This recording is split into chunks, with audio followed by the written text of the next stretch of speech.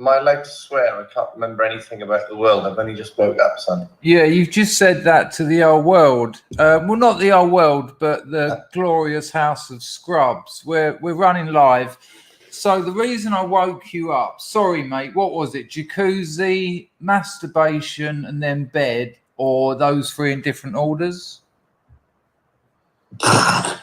Do you ever have a shake in the jacuzzi? Paul's living in a hotel at the moment that's got a balcony with a view of the Patong Bay, basically, and a jacuzzi on the balcony, so he can sit in the jacuzzi looking at his withered skeletal frame.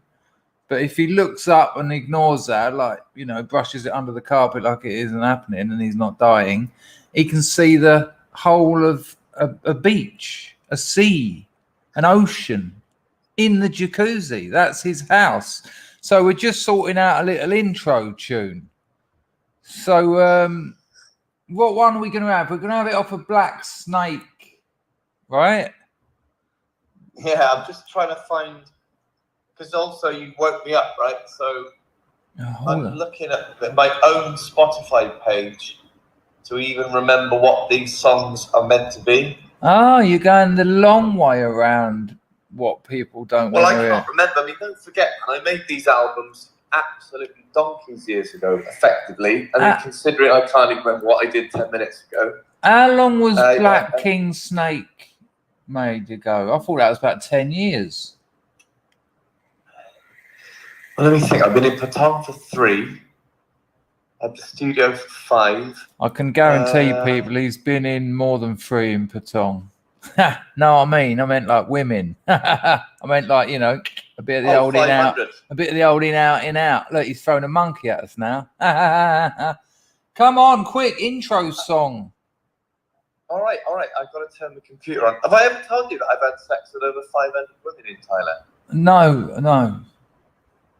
Oh. And I know. Do you know how I know that? No. Because I go to this pharmacy and buy 50 condoms. 50 Viagra each time. Oh. And I've been there 10 times, and I know that because the bloke in the shop always goes, "Oh, hello." Yes, Ian. Number 10. Yes, Ian. Yeah. Right, hang on. Let's have a look at this. Black King Snake. Imagine those. Mastering. Right, come on. Hang on. Do you know what I mean, Dennis? So I think Dennis, in fairness, he didn't count. The pharmacist was counting for him. So when he went back to buy another, hang on. That's minimum. Hang on. It's not about the numbers, you know. Oh, it's like playing a fruit machine. I've played a fruit machine 1,000 times. It's not him who's counting, Dennis. It's the pharmacist. So Paul goes into the same pharmacist and buys 50 condoms. And the pharmacist said, Viagra, sorry. And the pharmacist said to him, that's 10 now. So he's had 10 packs of 50 Viagra. So he's potentially we certainly had 500 erections. And I'd imagine most of them didn't, you know. I don't use it every time, though, the twist. Right, about this so definitely more than that. song. About this song. So, here's the thing. Right. I mean, 500 in 3 years is about 150 a year, isn't it? So you're going at about 2.5 a week. Yeah, something like that, yeah. But that's bad show. But I don't use it every time though, so it's more than that. Yeah, but you do need to use it every time. Jack of Diamonds. Yes, we had it as the intro last time. Have you ever had Eye of the Snake? Right, let's just tell me where it is. How do I find it? What number track is it? Because on YouTube, I've got to find it. Oh, thank you, Ian. Yeah. We nearly got there, didn't we? Well, hang on, it's easily sorted. Is this it? Is that it? No. It's about halfway through. Right, about halfway through.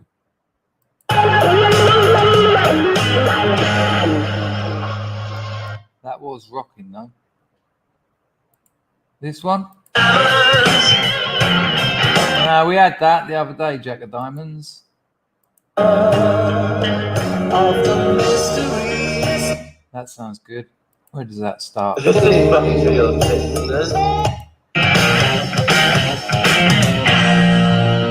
Right, ladies and gentlemen, a little bit of intro music. You going back to bed, Paul? Yeah, well, back to sleep, technically. All right, well, you go back to sleep. Thanks for helping us out. And we're going to play that, but I've wasted so much time finding it. We're only going to get about 20 seconds of it. But I love you, mate, and I'll talk to you tomorrow. Bit gay. Likewise. Right, man. Have a nice time with your friends. All right, ta-da. Well, sorry about that, people. I woke him up, got the poor lad out of bed. Well, out of sleep, as he said. But I'll have a bit of music, because I've just got to do a couple of things.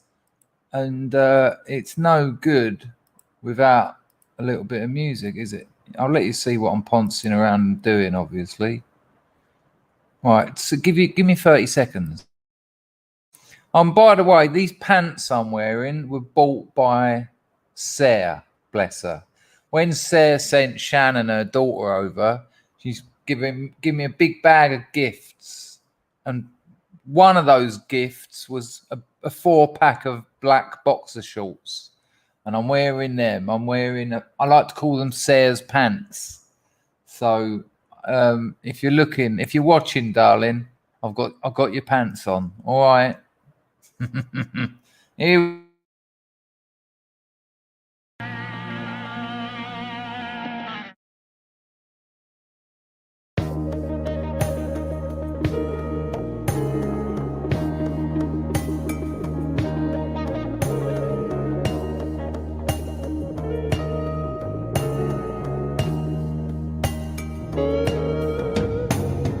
Night is drawing in.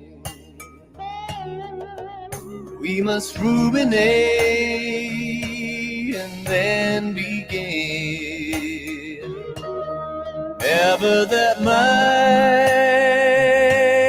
telling this tale might illuminate the midnight trail. The light of my life, the light of my life was supernatural. There you go, people. That was a little bit of Paul Mumford from the album Black King Snake. I'll put the link in the chat. He's my best mate. It's a cracking album. Yeah, if you like it. Emma G, I was hoping someone would. I know a lot of people didn't. Or should I say wouldn't. But, add a little bit of a wiggle there, mix it up. There you go, Deadbeat Chess, a danger twerk. No, there's no stopping me. There's no stopping me. Well, it's not a question of need, though, is it? Always, Mark. We don't need to be doing 180s on our BMXs when we're over the hill, so to speak. But we like it. Right, I'll tell you what. Yeah, I've got something to talk about that, actually, Jeff. Well, I'll get on to that in a bit. Yeah, without a doubt, when he started playing guitar, which was a long, long time ago, Clapton was like his main man, really. Clapton and Hendrix. Mousecat. Now, if your missus is about, I like your pants message, very nice. If your missus is about, I sent her an email today. But if you're in the background, darling, she sent me this. Look at that. And you wouldn't believe how much I love it. It's a spirit level. Or is it just called a level? My old man used to call them spirit levels. I don't know the difference. It's funny when the flat earthers say water doesn't curve. And you're like, oh, no. But he couldn't go. He had to. He did. I'm gonna put the invite in his Telegram. He might come on for a chat. Talk about his guitaring. I'm sure there'll be enough people in here to would be interested in that for sure. There you go. If you want to come in, mate, you come in. You don't, you can just sit and say nothing for like hours if you want. Just chill out, hang around here. But so Clapton, Hendrix, and of course Knopfler. I haven't got a tea, Nicholas. It's 2:30 in the morning in this part of the world, so there's no synchronized sip today.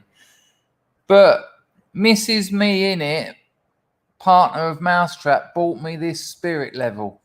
It is a spirit level. Thank you for correcting that. Steve Cray's giving Paul the okay. Obviously into the old guitar side of things. Yes, punished Barclay. Knopfler as in Dire Straits. Look, anyone over 45 or even anyone over 40, you're not going to be able to get him to turn down the Straits. Brothers in Arms is etched. He's etched into our pineal gland. When you hear that opening little lick of Brothers in Arms, everyone's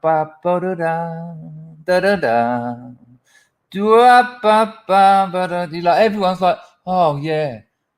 And then Knopfler goes, and then it goes, wow, wow. These mist-covered mountains. And everyone, it's just incredible. So, you're either there or you're not there. Exactly, our pal. Yeah. Sultan's a swing. Deadbeats on it as well, of course. You can't go. Yep, I think so, Hooper. That's a new name around here. You're more than welcome. The Glorious House of Scrubs welcomes all who are polite and respectful. You don't have to agree with everything, but you can't be an arsehole. Hello, Hack61, brother. Brothers in Arms, it's the meaning and the sound. Whoa. Those valleys and the farms, and you're no longer born to be brothers in arms. Mumford can play that. He can play that whole album. Heard him. I get him to do it. When he come around here once, there was a little party outside, and we had a couple of G&Ts. When someone else lived in this house, and I lived upstairs, and I got my acoustic out, and what did we play? Because I used to sing along with him. Oh, what is it? It's on. Right, come on. Mumford says, look, why aren't you speaking this? I put the link in your Telegram. Yeah, Money for Nothing is my least favourite track on the album. Romeo and Juliet is incredible, but it's on Alchemy, isn't it? What's the song? It's about third from the end on Money for Nothing, and I don't think Knopfler wrote it. I think it's an old song. I might be wrong. Yeah, Entropy's good. I'm getting the hack on. You're the hack on. I'm getting the grift on right now. But what's the song that we used to sing and occasionally? Here he is. Hello, a minute, governor. Let me just sort out the grift, Paul. I've got to make a few quid. But you said you're not a grifter. No, grifter for Dangerfield. Did you have a grifter bicycle as a child, or were you? I certainly did. I had a red one. What, a grifter? Yep. Not even a striker or a boxer. You had the geared handlebar and the weird lump of seat. Yeah, I had the red one. I mean, I didn't ask for it or anything. It was just one Christmas when I was about 10. We both had grifters, me and my brother. Wow. The yellow one and I had the red one. Was it yellow or green? Anyway, no, it was blue. Anyway, he had the crap one and I had the cool bigger one. Crap. Oh, so he didn't. If yours was bigger, he didn't have a grifter because the smaller grifter was a striker. Ah, right. And the smaller striker was a boxer. I mean, we've covered this. We've covered this on this channel. That's interesting. I didn't know that. So let me just finish up this last thing. So Mrs. Me in it, thank you for the spirit level. It's absolutely beautiful. And I get exactly why you sent it to me. when I'm feeling all over the place, I can just look at it and I can get my gratitude and my acceptance and get that idea of a bit of balance in life. It's lovely. It's a lovely gift. Thank you very much. Paul, what's the song? 3 tracks or 4 tracks from the end of that's a great tune. The Man's Too Strong, though, isn't it, Paul? Oh yeah, that is amazing. I absolutely love that. No, I really used to like the first one on side 2 of Brothers in Arms. Right across the river. But I'm just an aging drummer boy, was I used to play, and I called a tune for many a tough decision. Now they say I am a war criminal, but I'm fading away. Father.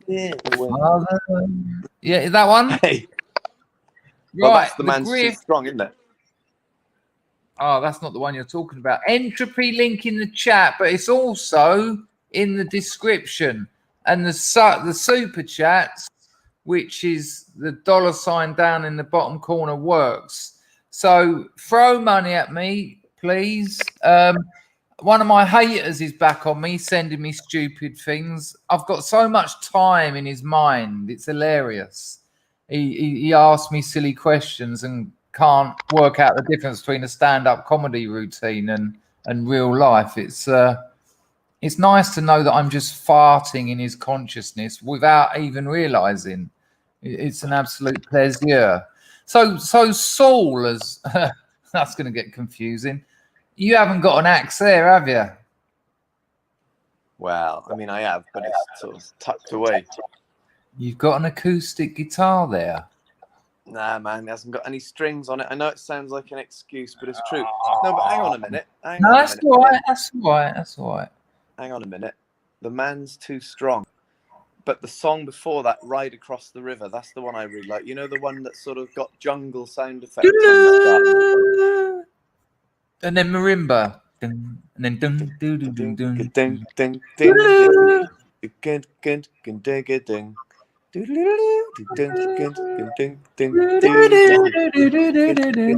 Oh, it's beautiful. And then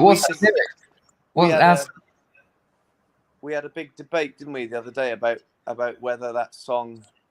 They hate you on Brit Talk, Chris. It's funny as fuck. Nah, let them. I've had a life of it. It's, you know, it's just water off a duck's back.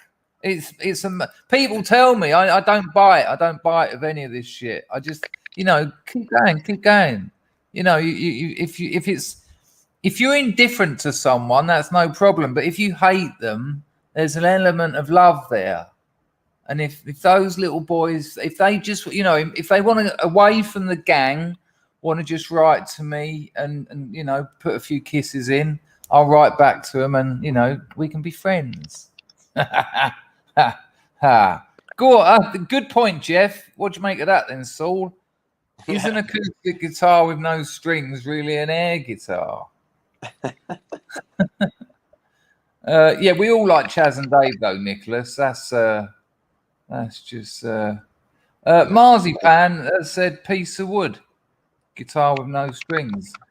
Yeah, basically. I suppose when is a guitar not a guitar? Yeah. When it's piano? No worries, Steve. We don't put up with that nonsense. Or a cricket bat, of course. You could string a cricket bat though, Philip. You ever strung Paul, ever played an instrument that was made?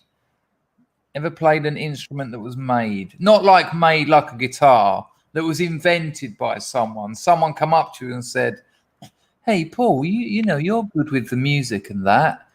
Do you think you could play something on my Coachella? And it was like some sort of backwards sitar or something. I had to go on a Crystal Boucher one time. No, never. No, I didn't. Never mention. Tell him, people. Tell him. What? You're not allowed to mention the Crystal Boucher. Never mention the Crystal Boucher. Well, that's a shocker. We're in trouble here, people. Not sure quite how we're going to imagine this. No, he bloody didn't. Ain't been near it. I introduced him to the boucher. But he was equally, you know, when I was like blown away and I said to you all, I've got a mate who is going to be equally blown away and I hope he hasn't heard of it. Yeah, the pair of us had a right old, what did we have? What would you call it that we had around the CB, we'll call it? A mind blowing session. We had an MBD. And why? What's the reason why you shouldn't mention it though? Is it just too mind blowing? Is it? Just, you know. Respect for the magic. Well, it's just. No,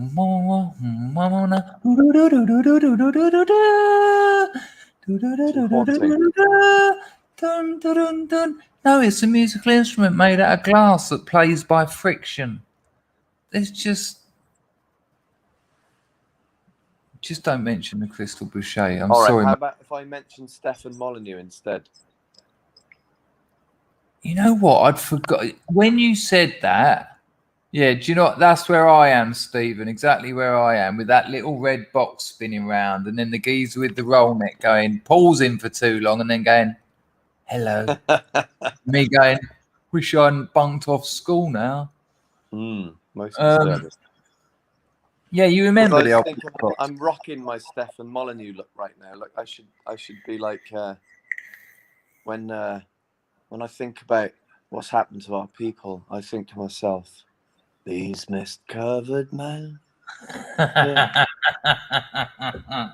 home now for me. Does everyone know that joke about Stefan Molyneux breaking into a terrible song? Let's ask. Dear chat, if you remember Stefan Molyneux, who, because he's just woken up, Paul has something about his face has more Stefaned him. And Molyneux would occasionally break into song. And really weird ones, like he actually broke into Lady in Red. He was talking by Christopher. He was talking about gender politics, and he was talking about the semiotics of attraction and all that. Yeah, look, yeah, my stepdad's recognised it. Yeah. And he was talking about all that, and he said, you know, he just went, well, and you know, it's like, oh, Lady in Red, dancing with me, cheek to weird cheek. angle. Because it's like but he does a first of all, verse. he's loving it so much that he just thinks this is going to make everyone so moved. And then, but also he means the lyrics, doesn't he? He's conveying the lyrics to you as if they mean something. Dude, it's the Lady in Red. It's not about anything. It's about a lady in red. That's it. But he does the whole verse. Now, I'm going to tell you all a little story. Listen, Paul, you don't have to feel obliged to do anything. You just hang out. It's much like you're in the chat. You know, you can join in, you can interrupt me, whatever. It's nice to have you here. Rags, hello, Rags. How are you, mate? Did you check out? I won't make it public, but did you check out the geezer I put you on to? Be interesting to know what you thought about it. Yeah. Well, you know, if you've got no air, you're halfway there, really. I think Paul is actually a more attractive man than Stefan. Well, Phil lives up the road from Stefan in Red. Anyway, listen, me and old Paul here, we done a load of sulfate. What are you fiddling with? Because it's making a noise. I'm not doing nothing, man. It's that horrible crackling noise again. No, it's not. It was like a fingernail across your microphone. It's not a digital effect. Stop. Dude, now. I'm not doing anything. I'm literally just sitting here. No worries. No worries. We done loads of speed, and apart from me feeding a disabled bloke cannabis while he was in his electric wheelchair, he bought it off me and then made me give it to him. But At the end of the night, me and Paul ended up in the back of his Fiat Fininini van, and we were talking. And you can imagine, after a day, it was the Cambridge Strawberry Fair Festival. And you can imagine at the end of a long day on sulphate, a couple of beers and a couple of bit of weed or whatever, it's just nuts. And we were talking, and we would have probably been talking about postmodernism because we were art students and we thought we knew everything. And I tried to drop into conversation the Gillette tagline. The Gillette, the best a man can get, right? So imagine this. Paul said something to me like, well, it was Francois Lyotard who said postmodernism is defined as a life in quotes. Everything we do has been done before. Cultural produce is a quotation of another thing. And then I've said, to something like that, I've said, well, it's like Gillette, the best a man can get. There was a very awkward silence, and then the pair of us just laughed our heads off because I was serious. I thought that made absolute sense. Gillette, the best a man can get. What? Anyway, 20 years after that, I meet Will Self and get to know him, and he helps me out, puts me onto this editor who's working with the novel and is working with some short stories. And so it was funny, interesting anyway, that I got to know Will. But I was reading a Will Self book. I can't remember what one it was. It might have been Shark, but it might have been Umbrella. And I got to the end of a paragraph and it said, Gillette, the best a man can get. Totally out of context. And I showed you it, didn't I? I said, you're not going to believe this. And it was too many things coming back together, wasn't it? How weird. Are you just turning your head about? You seen that? Oh, you've got an apple head. No, Newton. Are you Newton? See, I think that's such a coincidence, that thing about Gillette the man can get. I can't put it out of my mind that you might have said it to him. You might have told him that story. You know what?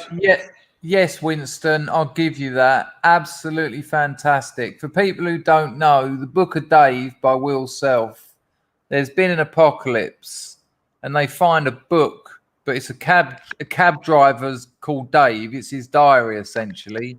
So everyone speaks in like London Cockney drivers slang as the language. It's a great idea for a novel. So the Book of Dave is absolutely fantastic. Marzipan liked his stuff in the early 90s, the skag-orientated short stuff. I wonder why. Actually, though, Marzipan, I'll tell you what, the Sweet Smell of Psychosis is fantastic. Absolutely fantastic. And I think I lived in the flat that it was based on. I'm going to send Will an email tonight and clear that up. But the Sweet Smell of Psychosis, what's the other one? What's the one where he looks into the future?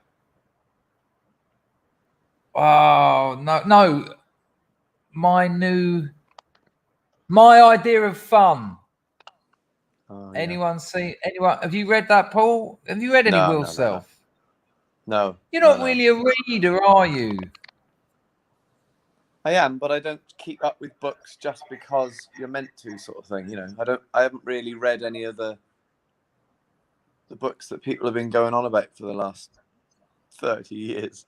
I read books that I like, don't I, Squire? But listen, Will Self, do you remember when he said this whole imbroglio is epiphenomenal? I do not know. Oh, that's a classic, that is. They asked him on one. He was on one of those chat shows. What's the one? Was it a chat show or was it what's that politics one where they all sit around and there's a big audience and they ask question time, is it, or something? Yeah, there's a panel and an audience and you've got the geezer in the middle. Yeah. Will Self's on it all the time. Standard procedure. Yeah, and it was around about the time when all those terrorist attacks were happening in London. Hello, Lizzie. And his opening line was Newton's son. Yeah, his opening line was, "This whole imbroglio is epiphenomenal," and there was a big furore about it because everyone was like, "Those two words, what is that supposed to mean? That sentence? Why is he deliberate? But also, why is he deliberately using words that he knows nobody knows?" It's an interesting debate, actually. And then when he was interviewed about that, he said, "These words are in the dictionary, and we should use all the words. And it's good to bring back words that people don't know. Why shouldn't you hear a word you've never heard before? What's wrong with that?" For sure, I think absolutely. And his novels, not his earlier ones, but his later ones, Shark and Umbrella, they're riddled. You know, you need to have your dictionary with you or your Google on, or you don't know what's going on. That's it, Philip. Have you read it? Fantastic. So have you got some favourite books? There is humour in Will Self, yeah. Junk Mail's good. It's a collection of shorts, I think, if I remember rightly. But what have you got? You like Idris Shah, the Sufi, yeah, don't he's my favourite writer by a long chalk. What is it about Idris Shah that you like? Brilliant, absolutely amazing books. Absolutely mind-blowing. I know, but why? Why are they mind-blowing? What is it about them that appeals to you? This isn't an inquisition. I'm just interested. Well, there's all for a start. He wrote all different types of books. So there's one novel about the Afghan-Russian war, which is really fiction? amazing. Fiction. Yeah. Well, it's a fictionalized. It's a sort of fictionalized version, but it features all true events from the Afghan-Russian war of like 86 or something like that, 86, 87, that was going on. Right. Sorry, go on. And he invents characters, but then uses them to tell loads of true stories. Okay. Yep. I get you. And he also went there as well. He went there and helped out. And it's all the Mujahideen or whatever, isn't it? No, what are they called? The Mujahideen was Afghanistan, wasn't it? It was part of the Soviet and they used to attack tanks with like homemade weapons and stuff, and then win. Hello, Tech Roach. Yeah, Afghanistan has never lost. It's never lost. Yeah. It's got a bigger underground infrastructure than it has above ground. You know, it's just never successfully been invaded. Yeah. And guerrilla warfare is a nightmare. Look at Vietnam. You know, America, the military might of America and the weaponry they had, compared with the Viet Cong, who had bamboo and machetes, and they lost. The Americans had to do the off. It's a tricky one. So you like that fictional account of a, but I still don't understand. So there's that one. What is it about it? Is it because there's plenty of other books written about those wars and those engagements? You know, he's a favourite of yours. Oh yeah, you know, if I was my number one favourite writer for sure. Right. So yeah, why? This is what I'm interested in. Yeah, right. Well, there's a lot of them are collections of very old stories, like fairy stories and moral stories and strange, humorous, weird, sort of unexpected psychological twist type stories. Really weird stuff, man. He didn't necessarily write them. He just retold them. He used to go around the world collecting stories from old storytellers in all around the world. So the Mullah Nasruddin, who I've spoken about on this channel before, with Wooden Top Woodsy, and we've talked about it recently as well. The perennial philosophy, those cultural tales that have come up at different historical and geographical times. And yet they're the same message and essentially the same story, and why? So the Mullah Nasruddin, is that a character that Shah invented No. those That stories. character goes back thousands of years. Okay.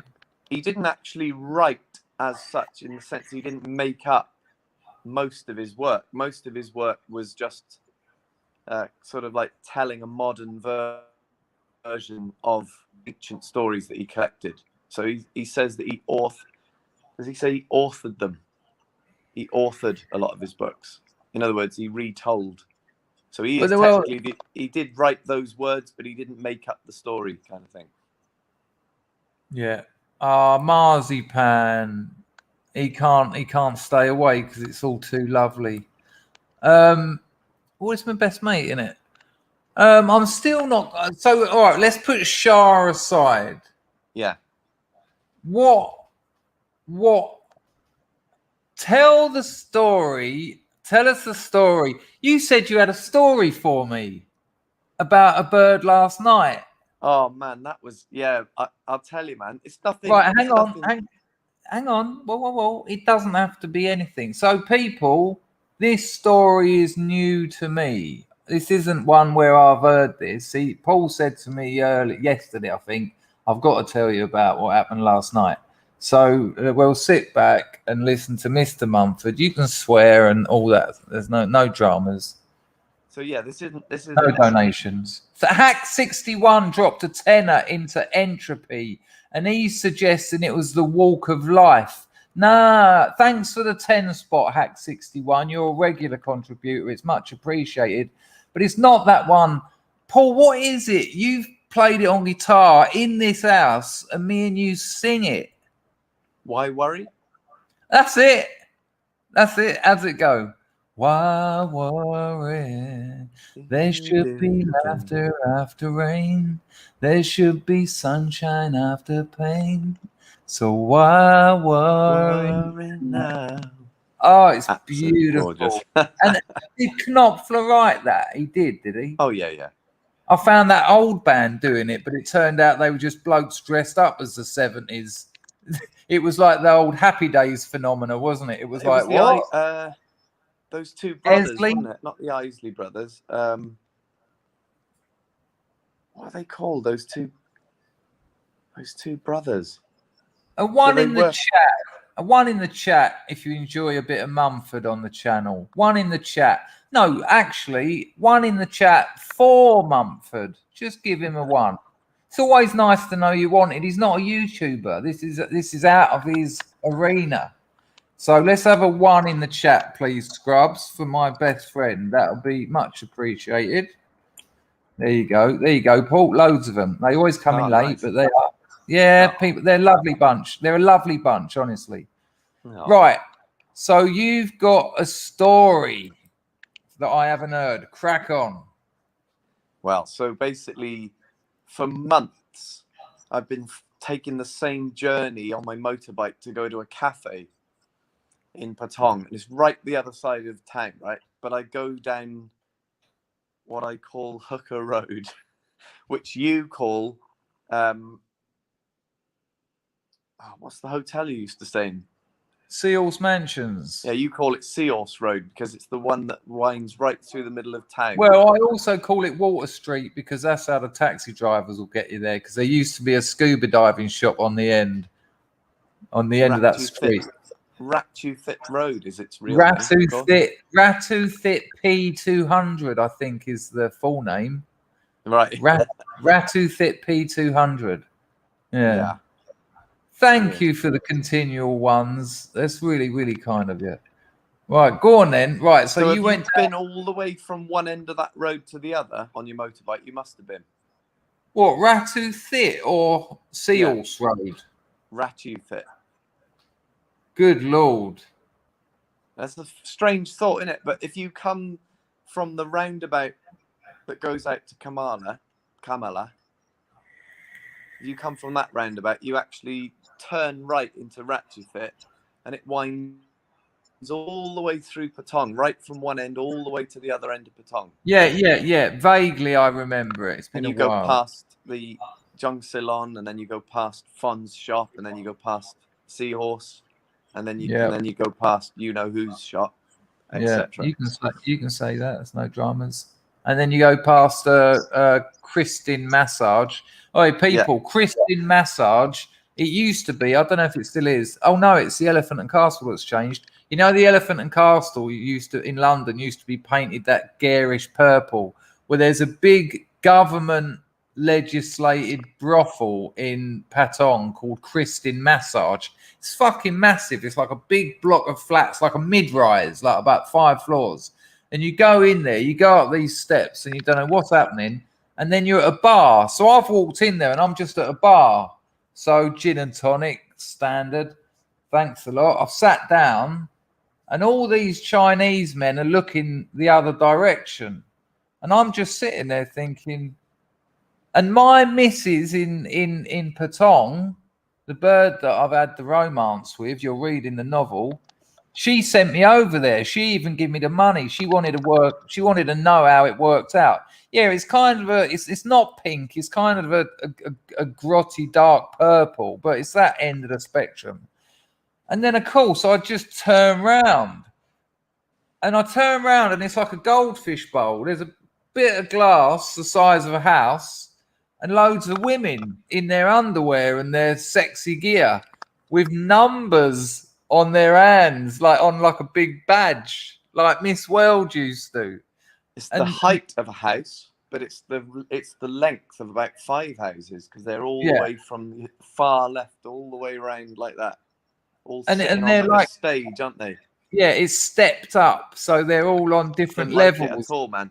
I was there a minute, and then I just went, yeah, see ya, thanks for that. That was really uncomfortable.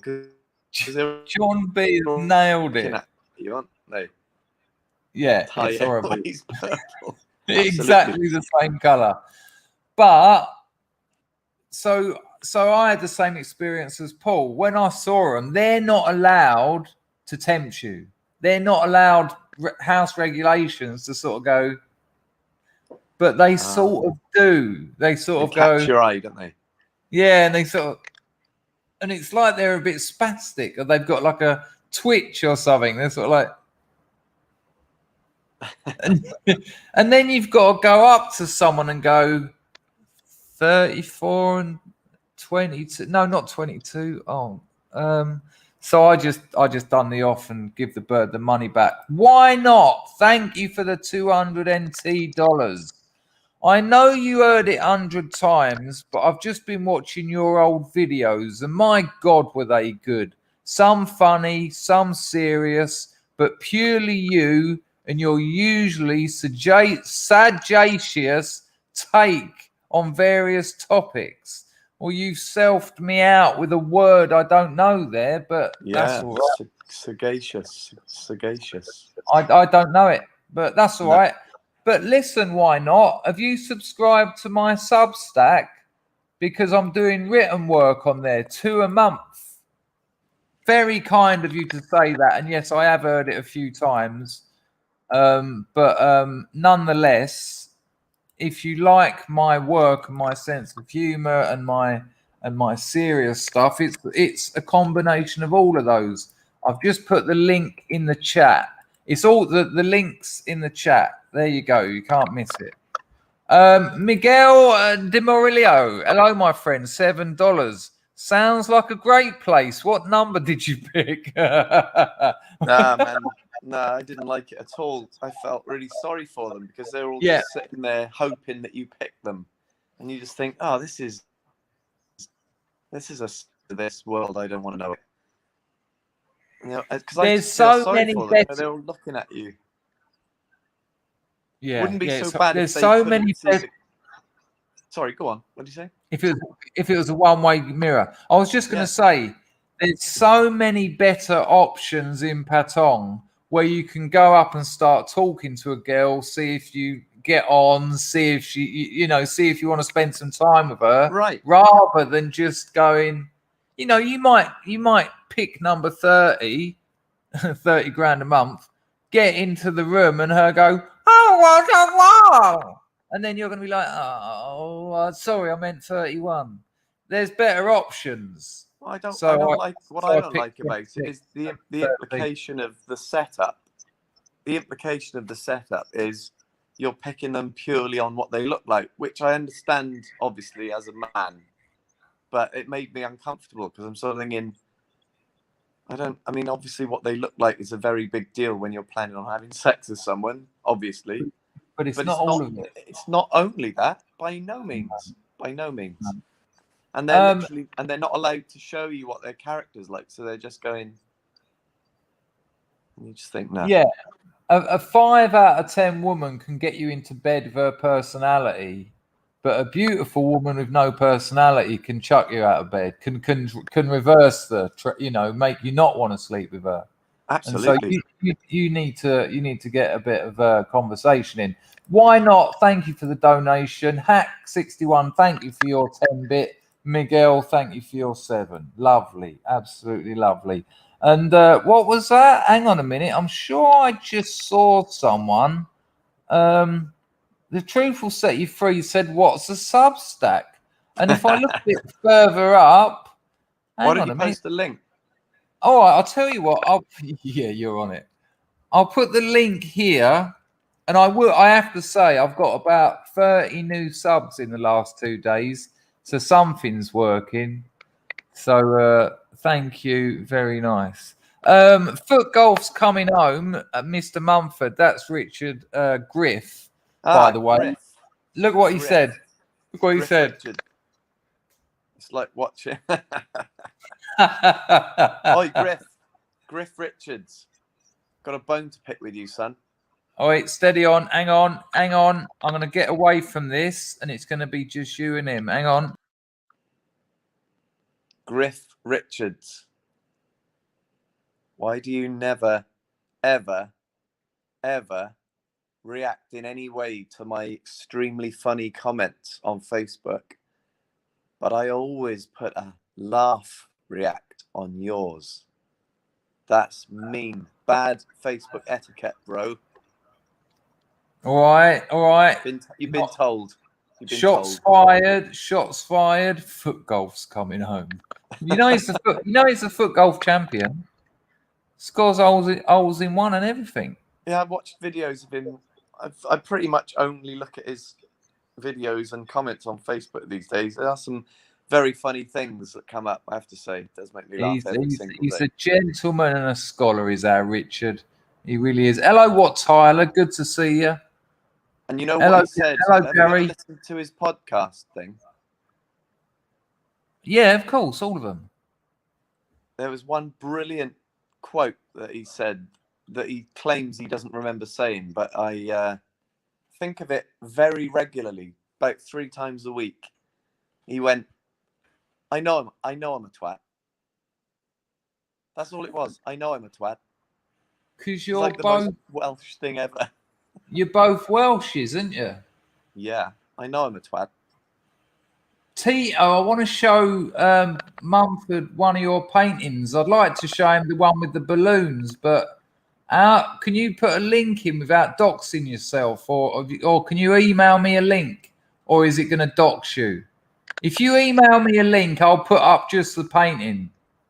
That's the deal. This geezer Tito, this geezer here, right? He's a scrub, watches the videos and all that.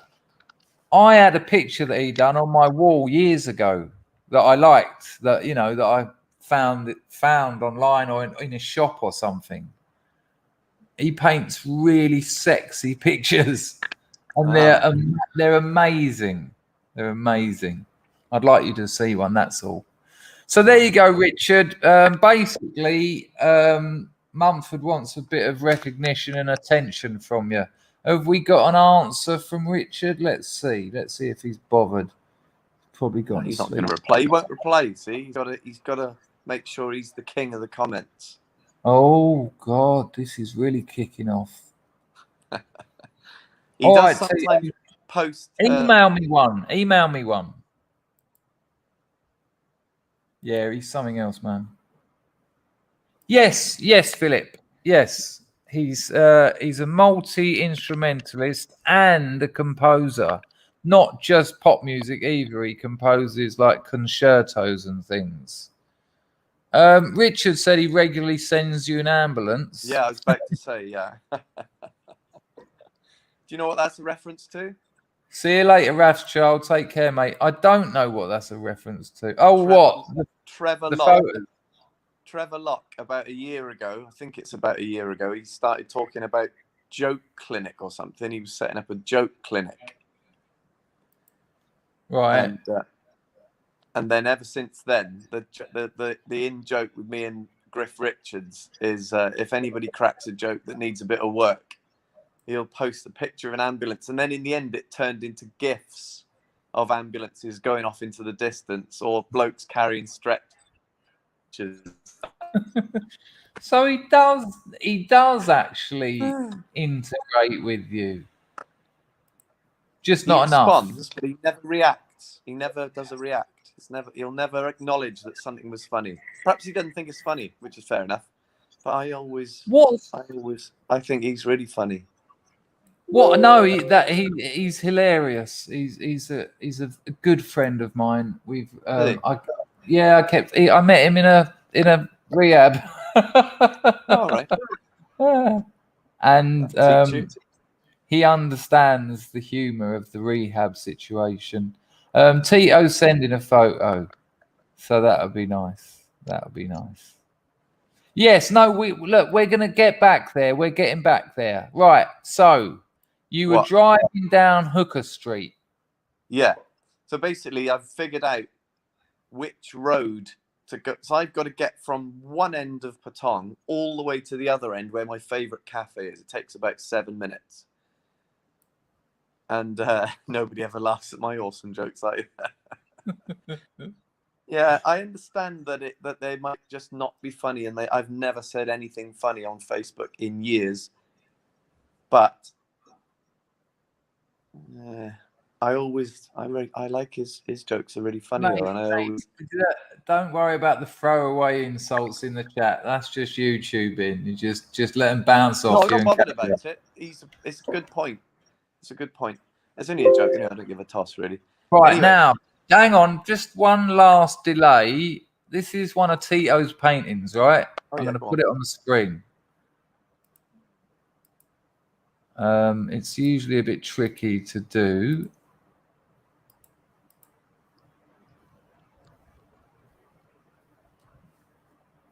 Cool, that's awesome. That is a painting, is it? Yeah, that's one of Tito's. And he's done, that's what he does for a living. That is amazing. Look at the pins on that, man. Wow. Yeah, and I'd collected his work. That's a proper pair of pins.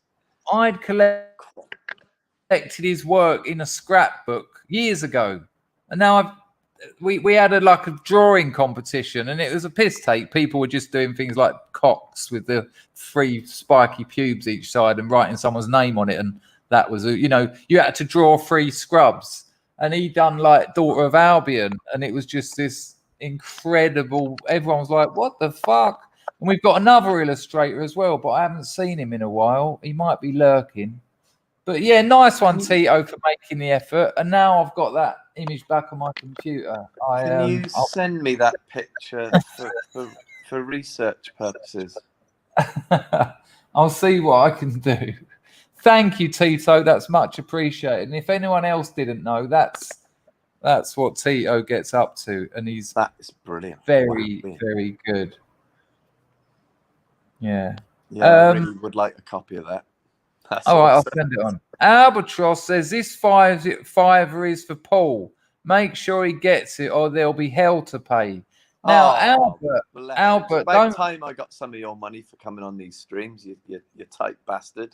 Don't forget that about 10 people have given me money to pass on to Hugh, and he hasn't seen any of it and won't. So it's a lovely gesture you made, but I'll give it to him. When I get to Patong, I'll give it to him. I will do that. Okay. Right. When I get to .com Patong. What? Can't you just transfer it into my bank account? Nah, because that way you'll get it. That way you'll get it. Oh, right. Yeah. Thank you, Albert. No, let's Less with the suggestions, mate. BACS. I've got it all taken care of. What is BACS? What was it stand for? Yeah, BACS. Everyone accepts that they have to pay with BACS, but what is it? All I know that is it takes 4 days or something like. Well, this is interesting, actually. Paul lives in Patong, and as you all know, it's my spiritual home. And Paul, over the last couple of months, well, about 3 months ago, he told me, well, my favourite little triangle, which features in the hard thing for me is apparently Patong is just fallen to bits. It's like a construction site. Everything's shut. There's hardly any massage parlours and all that stuff's gone. There's no nightclubs open. And I'm writing a novel about Patong when it was just amazing. And I've been in bits. I've been in tears writing about it, knowing what Paul's been telling me. Paul, tell people what not Phuket so much, but Patong. What's the situation there at the moment? Well, you say it's your spiritual home. It's my actual home. It's been my home for 3 years. And obviously when COVID started, loads of people that live here just fled. But it's an interesting question because it has recently started to change back. Who said that would happen? But only a little bit. Only a little bit. On July the 1st, they started this thing called the Sandbox. People, listen to this, please. Yeah, I know how it works, Albert. Don't worry about that, son. Thank you, Albert Ross or Rose. I can't. Are you sure? You sure you want to thank Albert? Why not? Have you read what he said? Oh. He's got a man dom hat on. I saw a couple in Patong the other day with MAGA hats on. Did I tell you that? My God. Hang on. Let's pull back a bit. What's Patong like now? No, tell them about the Sandbox. Listen, people, if you think the English lockdown has been a farce, the Thai government is what's it military called? junta. It's a military junta followed by another military junta. That's how it works. The military get more powerful, and then they kick out the government that they were puppets for anyway until the next one does it. That's the last 60 years of Thailand. Tell them about the Sandbox. Listen to this. So there haven't been any tourists allowed. The airport's all shut at the start of COVID. So like March last year, March 2020. So nobody's been able to come into Phuket, this island, or indeed Thailand at all, for like a year and a half now, 18 months. And then they decided they were going to try a scheme called the Sandbox scheme. So the idea is, and it started on July the 1st, but so they're letting certain people in, right? But the list of rules and regulations they have to follow is beyond absurd. They've got to have both jabs. They've got to have 2 jabs. They've got to have a 72 hours COVID test. They've got to have passed. And then when they arrive, they have to go into quarantine for 2 weeks. They have to have a test every day while they're in the hotel. Not allowed to leave the hotel. 2 weeks. Imagine coming on holiday to Patong. And then you've got to spend the first 2. Most people only do 2 or 3 weeks anyway. So it's only going to be really rich people. And you've got to stay in the hotel they tell you to stay in. And it's all the most expensive ones, obviously. So it's going to be like... You've missed the kick. There's nowhere for them to go out partying. Bangla Road is closed. Everything's closed. And it's rainy season now anyway. So time it's just absolutely bucketing down. And it's heavy rain. Like, it's unbelievable. You can't just walk through it going, oh, this is nice. It's like slamming down on your head like shards of concrete. And it's solid water, isn't it? Can you have shards of concrete? Like somebody throwing a bucket of gravel on your head for half an hour sort of thing. And then and there's no bars, there's no girls here. You can't drink. It's insane, man. So there's no bars. You no can't drink. nightclubs. No nightclubs. Closed. You've got ludicrous COVID things on arrival, and why? It's like, don't come. All that says is don't come here. They're opening it for no one. Yeah, and everybody's saying in the next week or two they're probably just going to close up again because, surprise, surprise, people have brought COVID with them. There you go. They've had a case. A couple of days ago, there was a kid, funnily enough. There was a little kid who tested positive. By the way, you get like over 50% false positives with the tests that they do anyway. But some kid got positive, so they locked the whole family up. Just to be on the safe side. Oh, lovely. It's been an hour, mate, but you'll be right. I'm going to hang around for a bit longer. Right, so let's get to the story that I haven't heard about this girl. You're driving down Hooker Road, so it's the main road round by the beach, right? Yeah, so every day I've been going from one end of Patong, and about halfway down, I keep seeing this absolutely stunningly beautiful woman sitting outside the shop. Can you just be honest? Can you just be honest? Because all the girly bars are shut and all the most of the sexy girls have gone back to Isan because there's no customers. You're driving up and down that road looking for business. We need to be honest there. There's no other reason for you to be driving up and down there.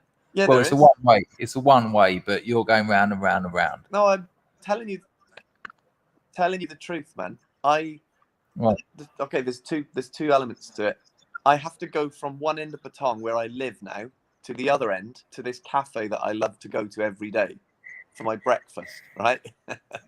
True. My producer said, but I can choose which road to take. Oh, is it 200% false positives? Bloody hell. Right, well, there you go then. So, but that works in their favour because they've locked the whole family up.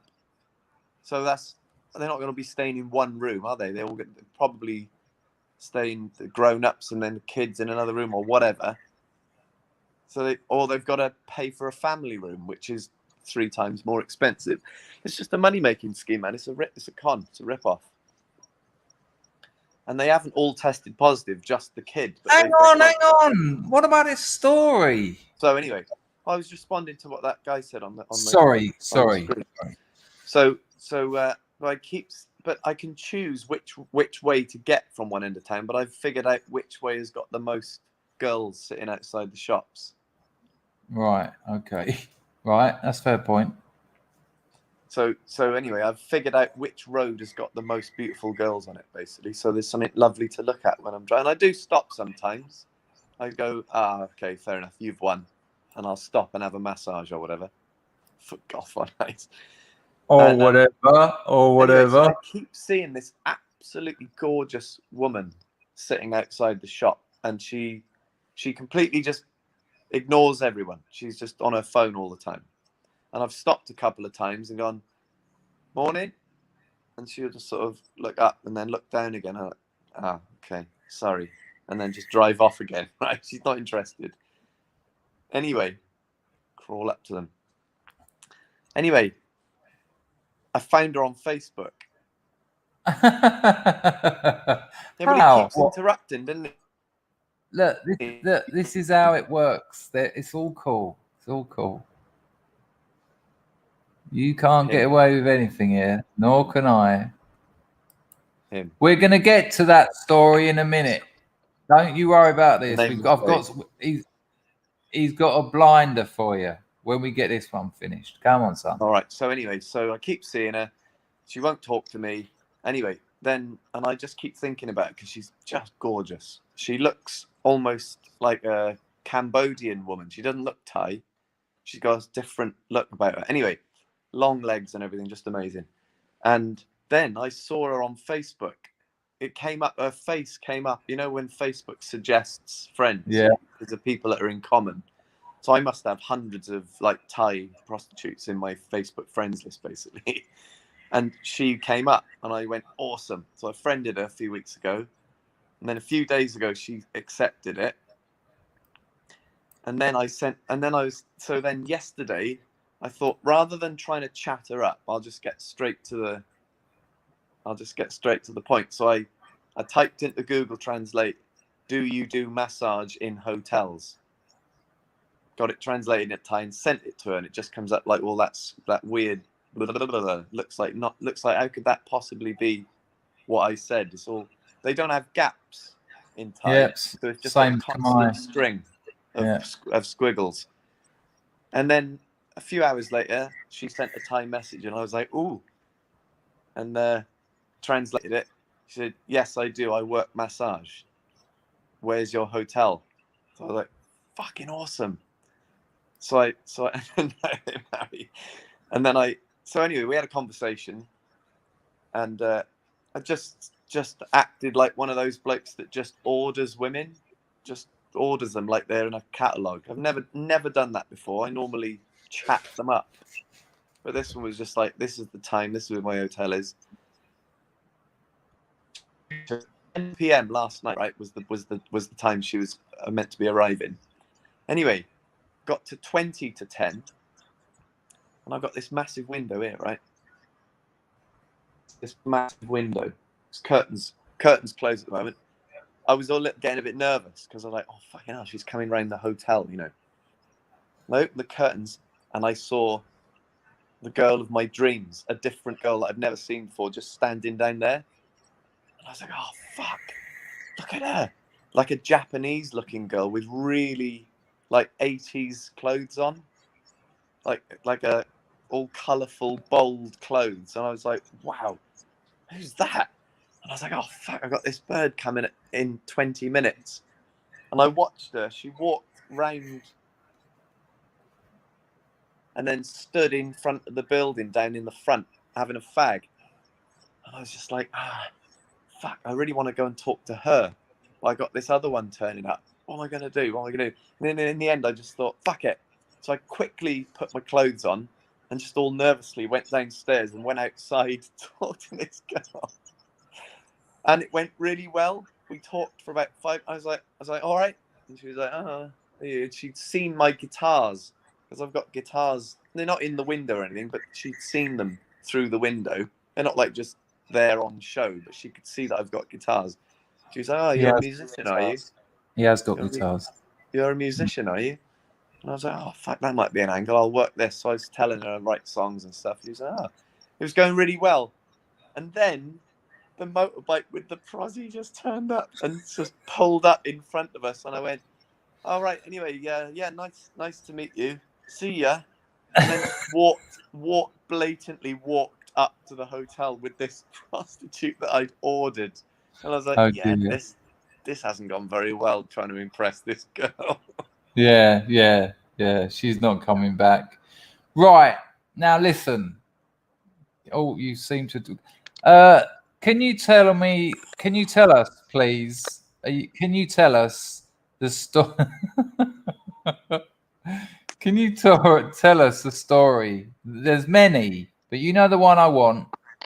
The Nanai Plaza story, the best one. Nana Plaza, yeah. Sorry, why do I say Nanai? Is that because that's the back road round Patong? Yeah, you say the back road. That's almost the main street in Patong now, because yeah, but not for me. Go on. So let's have that story. I'm going to put myself on mute. So this is yours, people. I don't worry about all that. Get straight to Nana Plaza. Listen to this. If you like my old stuff, this is in that genre. Listen to this story, please. The microphone is yours. I'm muting myself. Okay, sir. Really? Jingla. So there's I don't know if people know what Nana Plaza is, so I'll quickly describe it. It's basically like a multi-story car park. It isn't a multi-story car park, but it looks like one. It's row after row, floor after floor after floor of just like 50 brothels, basically 50 brothels or bars full of girls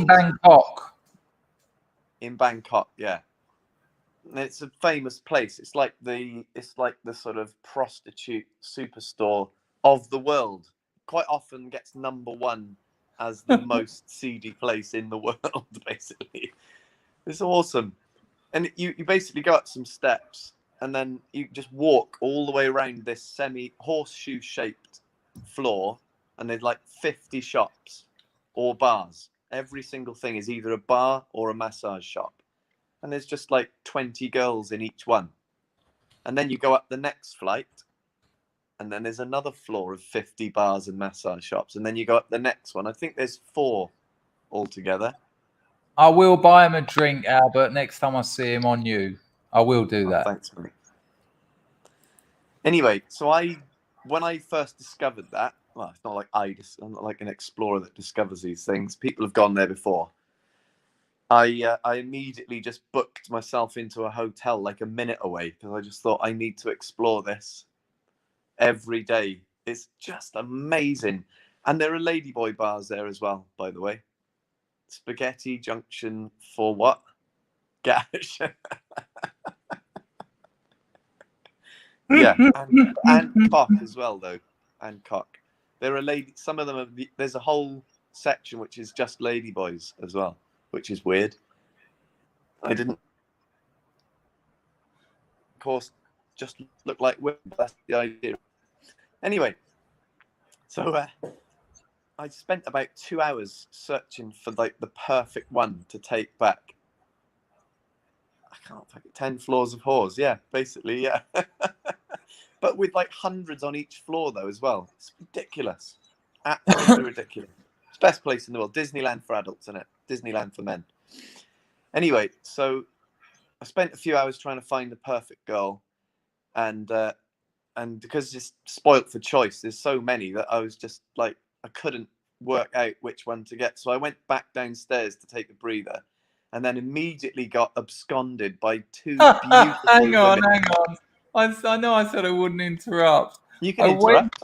I went downstairs to take a breather. You were so sexed up, Dossier. Yeah, you had to go outside and just go and just let the boner relax so you could get some blood back in your head for a few minutes.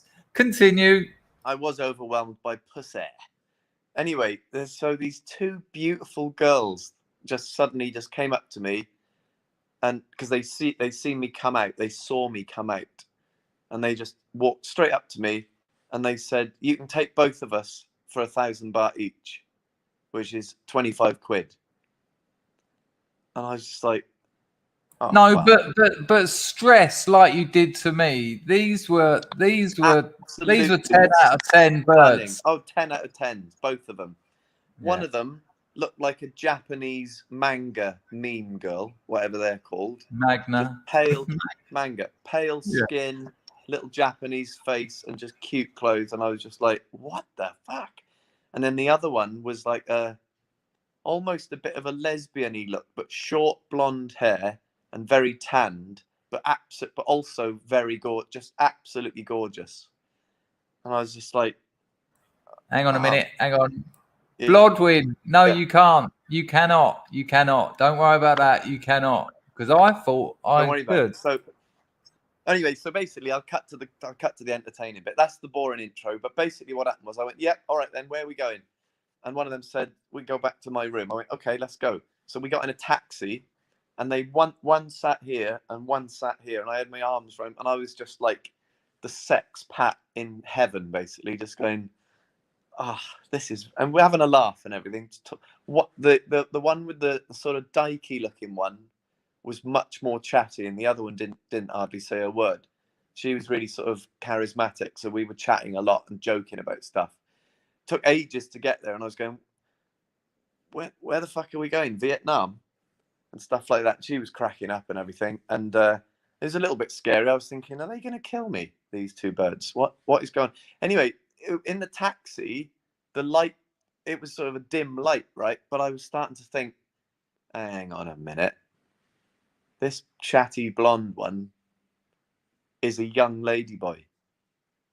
I'm pretty sure. I started, because when they're really young, you honestly can hardly tell that. Obviously, when they get a bit older, just as like a geezer with a wig on or whatever. But you can hardly tell, man, because a young person, young and fresh and good looking anyway. And I was like, Oh, that one's definitely a girl. The Japanese looking one's definitely a girl. But this blonde one here, I was thinking is a lady. And I was like, well, okay, fair enough. It's going to be an amazing time then. It's going to be weird. I'm totally up for it. We went back to their room. Stop for a moment.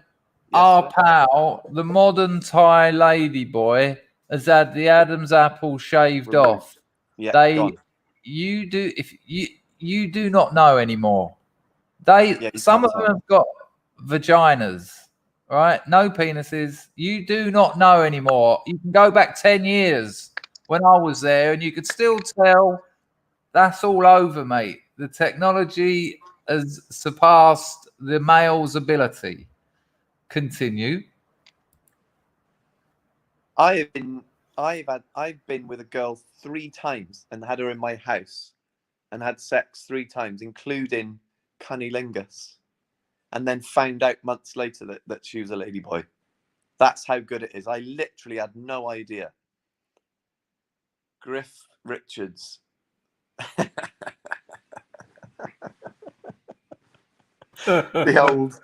The old everyone who's in Southeast Asia is a paedophile angle there. Yeah, nice one, Griff.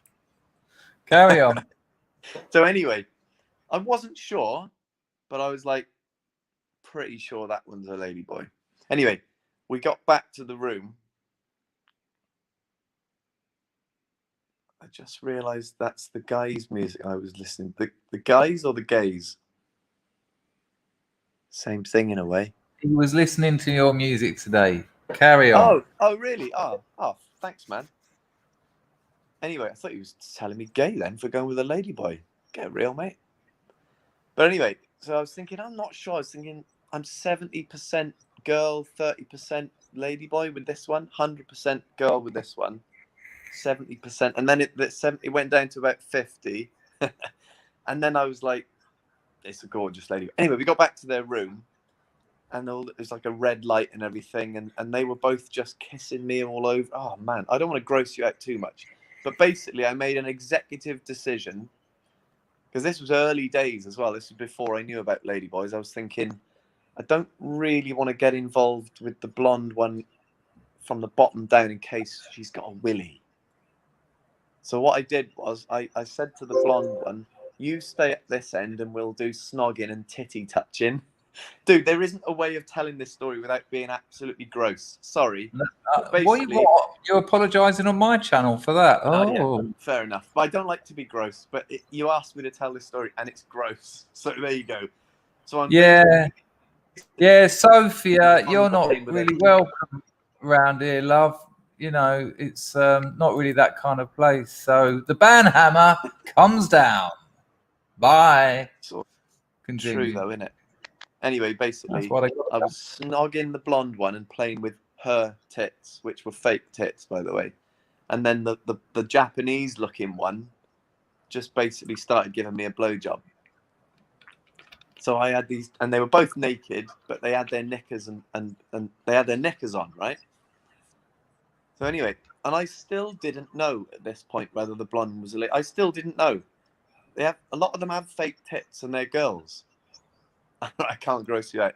Well, you wait and see what happened. So anyway, but I was really loving getting off with the blonde one, and then the Japanese looking one was sucking me off, basically. So there you go. And I was just thinking, this is one of the best things I've ever, and I had my gropey hands over all both of their lovely, sort of smooth young body. It was fucking awesome. Anyway, after about half an hour of absolute indulgence and luxury, I jizzed in the white one's mouth. Gross. And then we all cuddled up and went to sleep. And after post-sex little nap like this, they're probably just talking to each other about how can we steal his money or whatever. But it's really sweet. And then I sort of came to, and the blonde one was laughing. And I said, what are you laughing at?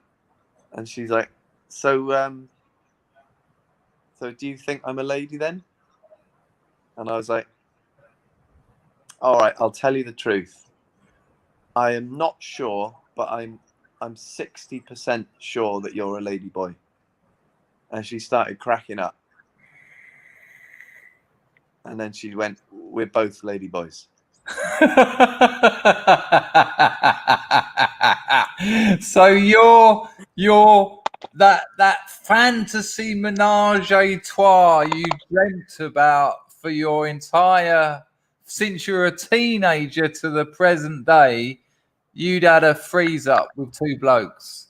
Yeah, it was basically 3 blokes in a bed.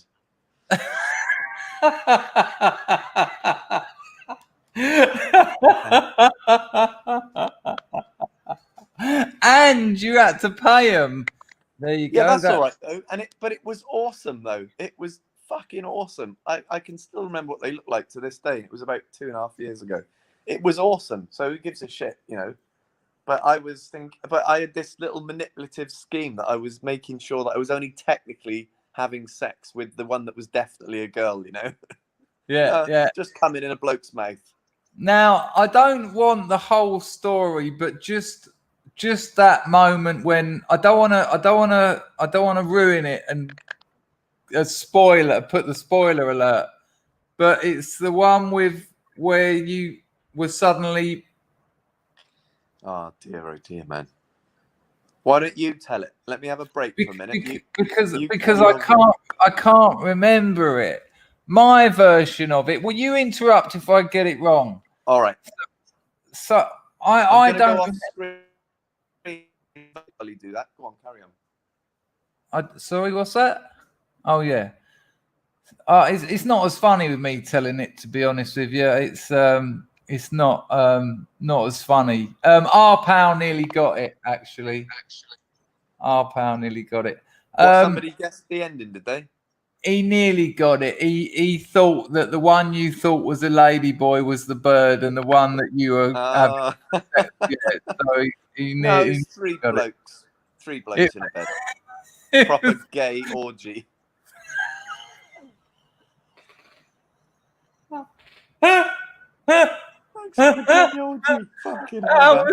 How's your mum on the phone? How's Thailand, Paul? Yeah, not bad. I had an accidental gay orgy last night. Menage a bent. It's such a peculiar phenomena because, as a lot of people will know, the lady boys in Thailand and in Cambodia, they're not the LGBT lobby. They don't make demands. Oh, no. They're part of the culture. They know what they are, and everyone accepts it, and it's fine. Yeah. You know, it's just all, you know, they're not. And they think it's funny as well. Yeah, they know what's going on. It's not like fucking you've got to give me a toilet that I can use next to your kids and all that nonsense. You know, but you know, and I've met many a man. Like I've been to fucking Patong countless times, and I sit down there in the SEALs mansions. New punter comes in, stay for a few nights, and I go, "What you? That's it, Zen. You know, you've been out there. You said 10 hours of floors, the Katoi, yeah." And when I first went out there, you wouldn't have the lady boys in the massage parlors, but now nearly every massage parlor will have at least 2 Katois because there's business for it. People will come along. Used to be in there. No, the massage parlors didn't used to have. Some of them did, but now they all have a couple. You have your Katoi. Ghana used to just have one. Oh man, there's some places where there's more Katoi than there are actual girls. But the amount of times I've been in SEALs mansions and some backpacker or something sat down and we've started having a couple of drinks in the evening, and I've gone, "So what were you up to tonight?" He's going, "Well, I've heard a lot about Thailand. I think I'm gonna go out and find myself a beautiful woman and, you know, just have a nice time. My wife died a couple of years ago, and I haven't seen a naked woman in 2 years." Well, that's me, isn't it? That's me, basically, except the American bit. Oh yeah. Yeah. Yeah. Sorry. Do you want me to mention that? Yeah, I don't care. Paul's girlfriend committed suicide a few years ago. That's why he ended up in Patong, because he's my best mate, and I just saw his life. He was in such a mess why wouldn't you be? He was in a mess before the suicide. The suicide was part of that whole relationship thing. And I said to him, mate, get yourself out to Patong. Just relax and have a laugh for a bit. You know, just get out of this situation. And he loved it so much, he's still there. And you've come to life. You know, you're my best mate. And for a few years there, it was really sad. On you at the moment, mate. Well, I was about to say, you know, what I was going to say was I was just an aging drummer boy in the wars I used to play. Should have been Brothers in Arms, but there you go. Yeah, it was awful. Oh my God.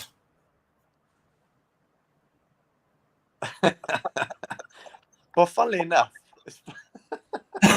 Well, yeah, funnily enough, that actually had come up because he was going to go to Patong on holiday before she died, and she sort of give you carte blanche, didn't she? I'm sure that happened. Anyway, Chris, I don't want to depress you, mate, but are we looking slightly similar? Not that we look the same, but are we looking more similar than we've ever looked in the 30 years that we've known each other?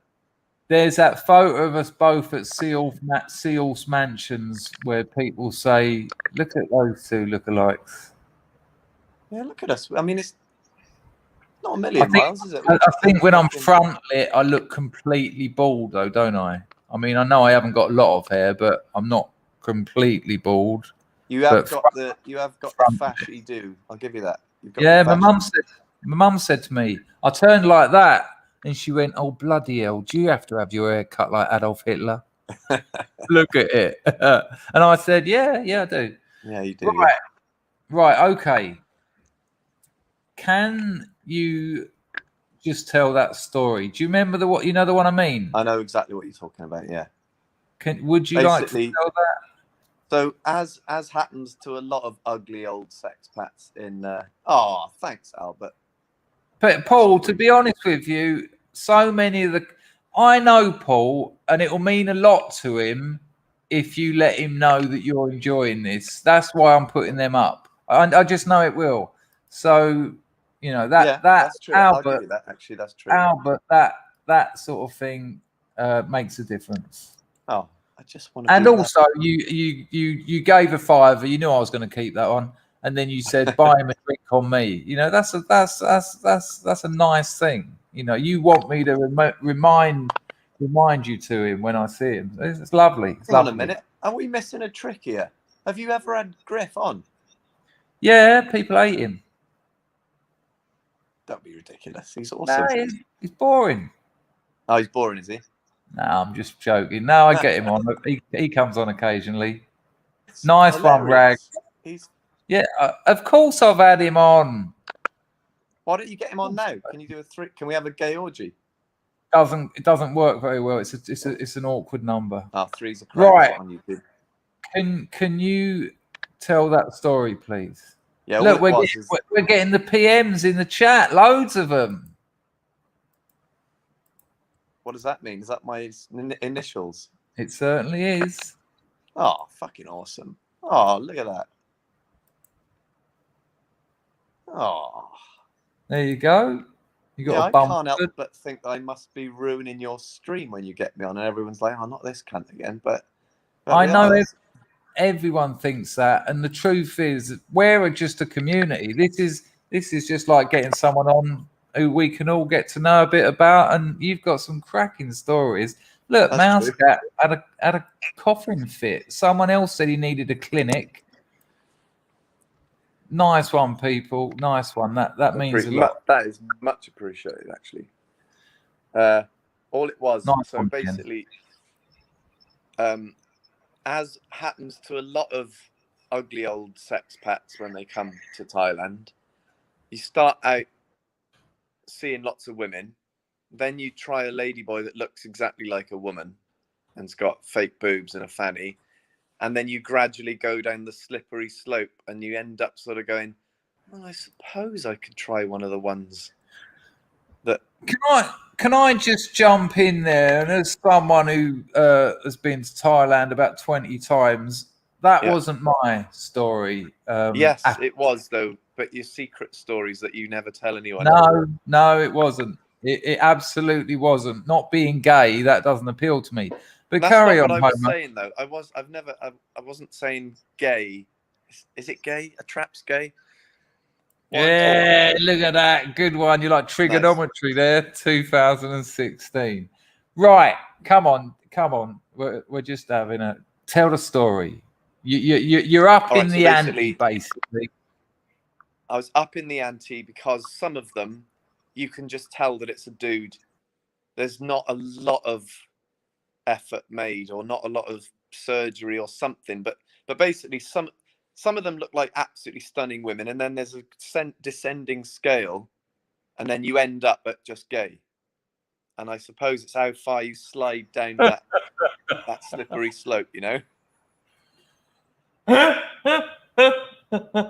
Slippery slope that is their cock, basically, with my spunk coming out of my ass onto it. But so basically, I kept seeing this one, and I was like, "Well, that's not a very good impression of a bird, mate. You're doing there, you know." And then one day, he or whatever, just used to just smile and wave and everything. And then one day, I just thought, "Oh, fuck it, let's give it a go, just to see what happens." Just to see what it's like. I think it was in the first year that I was here, and I think I was just thinking, well, hang on a minute. I don't know if I'm not gay. How do I know? I've never tried it. Might as well give it a go. That's life. That's what life's about. New experiences. I might be gay. I mean, obviously I don't want to be gay because it's gay, but I did sort of think, well, let's experiment. And it was in the months after the suicide as well. So I think I was a bit crackers as well. So I was just like, I'm just doing anything to distract me from thinking about that, you know. There you go, so Jeff. You only lady boy once. There you go. Carry on. Yeah, but no, dozens of times. But anyway, so there's this one, and I stopped. I just pulled up on the motorbike and just went, "Come on, then." And we went in, and she. Should I say she? I suppose I should say she, really, shouldn't I? What do you reckon? Do you say she, lady boys? Yeah. I'm gonna say she, just because I don't want to be disrespectful to the lovely lady boys of Thailand, because I live here. Yeah. Anyway, don't want to be gay as well. Helps. Don't want to be gay. Yeah. Definitely don't want to be gay. Yeah, because it's gay. Yeah. And so we went in. She did have a dress on and everything, and a bit of makeup. But here's the thing, right? No fake tits. That was the distinction on this occasion. So not tits. And when you take the tits away, it's getting quite close to just a geezer, then, isn't it? Yeah, you've slid the pole to gay. You're inches away from gay. I mean, you do get birds with flat chests, though. I suppose you could argue. Yeah, right.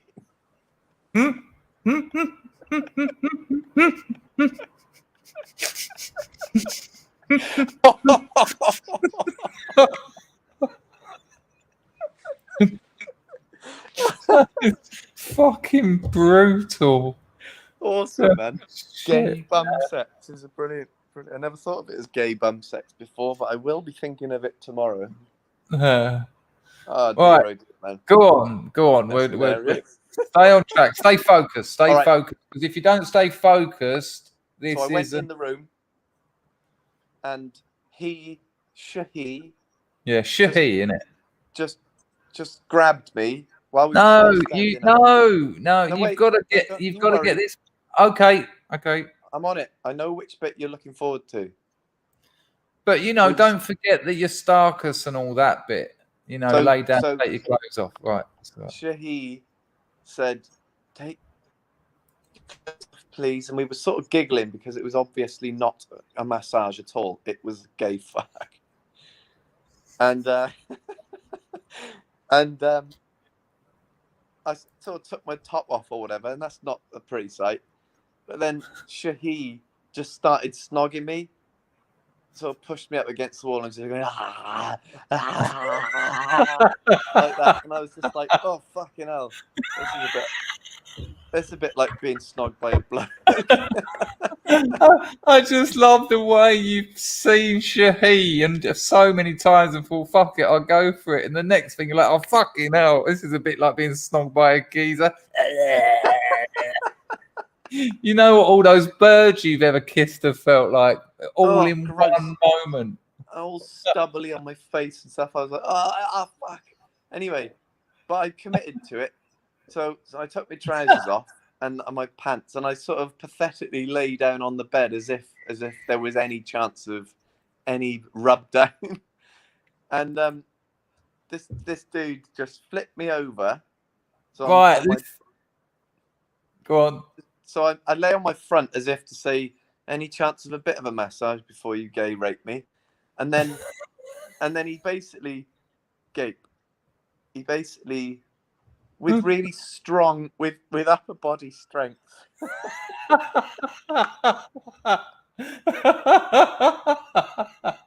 Just tossed you over. Just flipped me over really easy. And I felt like a girl. I was like, oh fuck, this is really backfired. I'm the girl in this situation, you know? Felt like a girl. I did though, I felt pathetic. But what did you think when you were just spun over by this titless thing in stilettos? Were you scared at all? Were you like...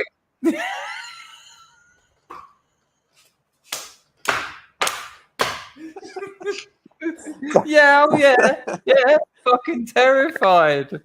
But I was also just thinking, I was also sort of a little bit, I was going to say excited then, but that's probably the gayest thing I've ever said. I was thrilled because I was thinking, I'm having a new experience. I'm an art student. I can have a new experience, and then, you know, I can experiment. That's what I actually was thinking. I'm an art student. It's all right. Chris said we can do anything. Because we're art students, yeah? We can fly. We can jump off buildings on acid. Yeah, no one's going to understand that. You're going to have to stay focused. Right, Years ago, when we were at art college, we were tripping, and Paul said something about anything. Can we fly? I don't know what. He asked if we could fly or something, and I said, in all seriousness, "Hey, we're artists. We can do anything." And then I looked up at the roof of the bar and actually pictured the pair of us leaping off the bar, and thought that doesn't seem like a good idea. And then you know, when you're tripping, you sort of remember. Just for a flash, you sort of think a normal thought, and you're like, where did that come from? And I remembered hearing a story, the classic story about acid casualties jumping out of windows because they think they can fly.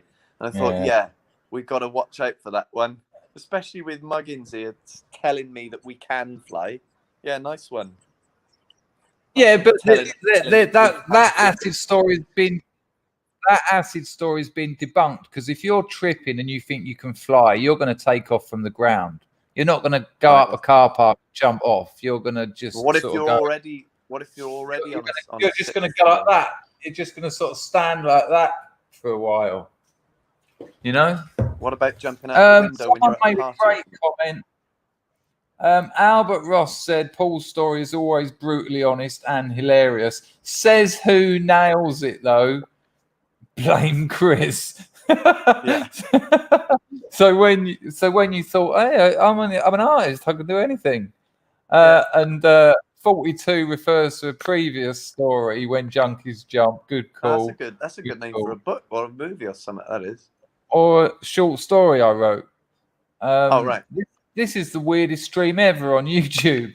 Yeah, it has been for about 5 years. It's nice to have you, Baz. Just checking the entropy. I hope we're all good there. Right.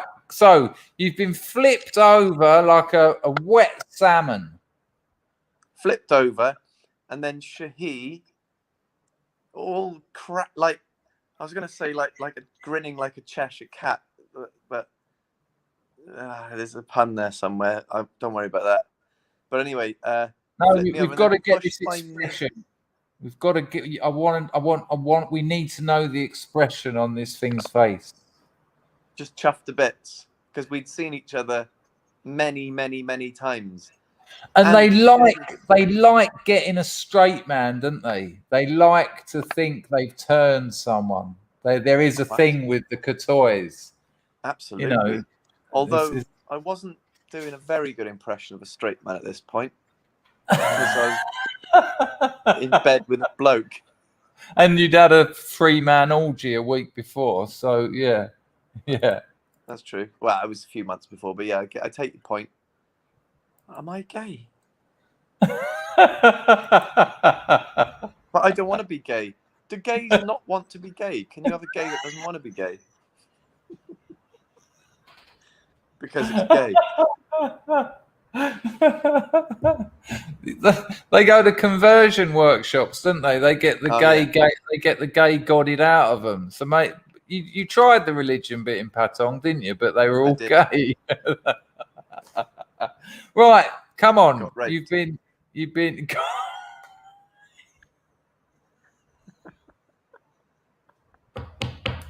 That didn't work out too well.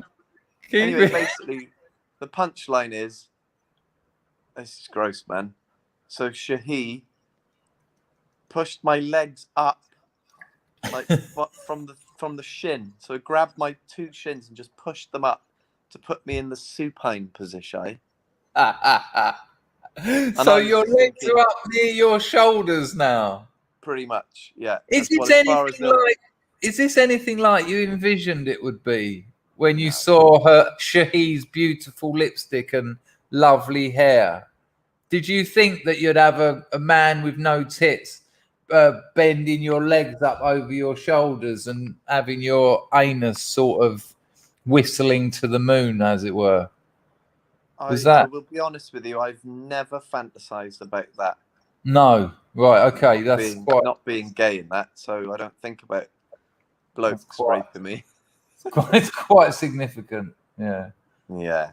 But it was quite a moment. I was thinking, I have already decided I'm not having a cock up my ass, by the way, so that's not where the story's going. Right. So you've got that limit. I've drawn that. Well, that day I drew that boundary. Right.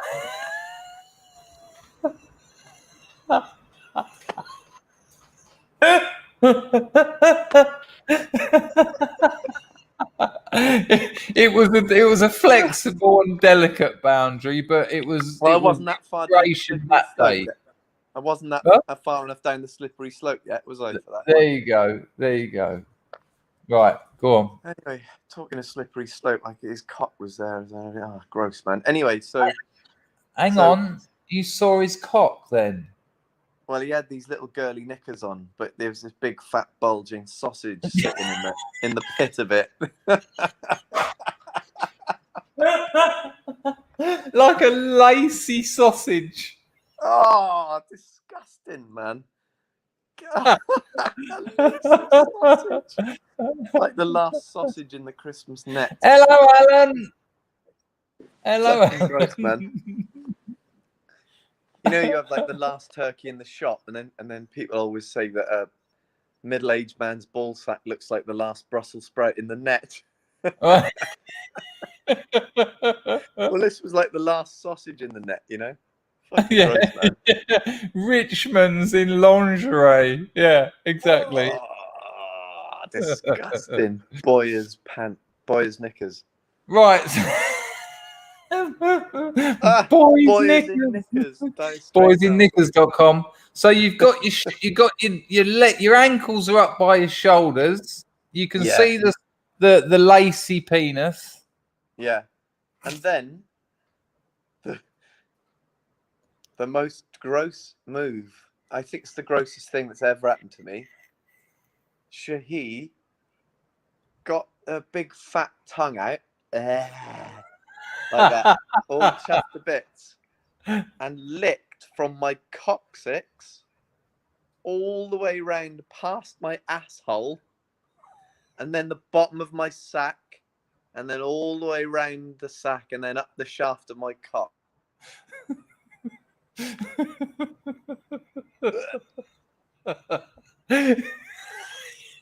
You're gagging. Fuck me, man. A wet bloke's tongue on my actual asshole. But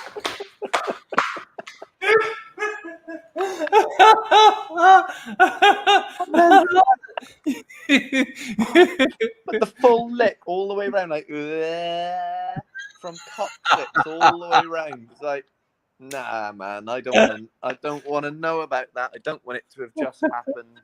I've now got spit on my ring. Fucking gross, man. Who wants to lick my sweaty asshole that's been sat on a motorbike for 40 minutes as well? Nobody. Disgusting, man. Fucking gross. And I just went, whoa, whoa, whoa. I went, whoa, whoa, hang on a minute. I was like, you need to slow it down, boy. Thank you, Steve. Paul, he's loving it, Paul. Steve Gray, thank you very much, Steve. Hang on. So this is quite interesting. That it did reach a limit. Thank you, Steve. By the way, I always forget if I've made a proper thanks. Alan, you're very late, but good to see you as always. So you reached the limit. Imagine you tuning in at that moment when I'm talking about somebody licking my asshole. Yeah, as Alan did, and Alan's a regular. Yeah, big fat bloke tongue as well. Like, it wasn't like cute. I mean, I've had a girl's tongue at my asshole several times, but they're nice little cute, like a cat's tongue, isn't it? But this is like a cow's tongue, you know, all like bacteria on it and stuff. Fucking gross. And of course, probably had done the same manoeuvre on 5 or 6 actual asses the same day. Other blokes' assholes, yeah. Yeah. Possibly not, actually, because the amount of chuffed that was on his face, it was if I was the first customer for months, you know. You tell yourself, anyway, that's no problem. I'm telling myself that. Custard. Yeah. So what happened? Where are we now? You nearly gagging then when you were explaining it. So I imagine when it was actually happening, you were on the verge of real vomitus. I didn't enjoy it, Chris. Tell you. It wasn't sexy, right? It wasn't sexy. And also because I had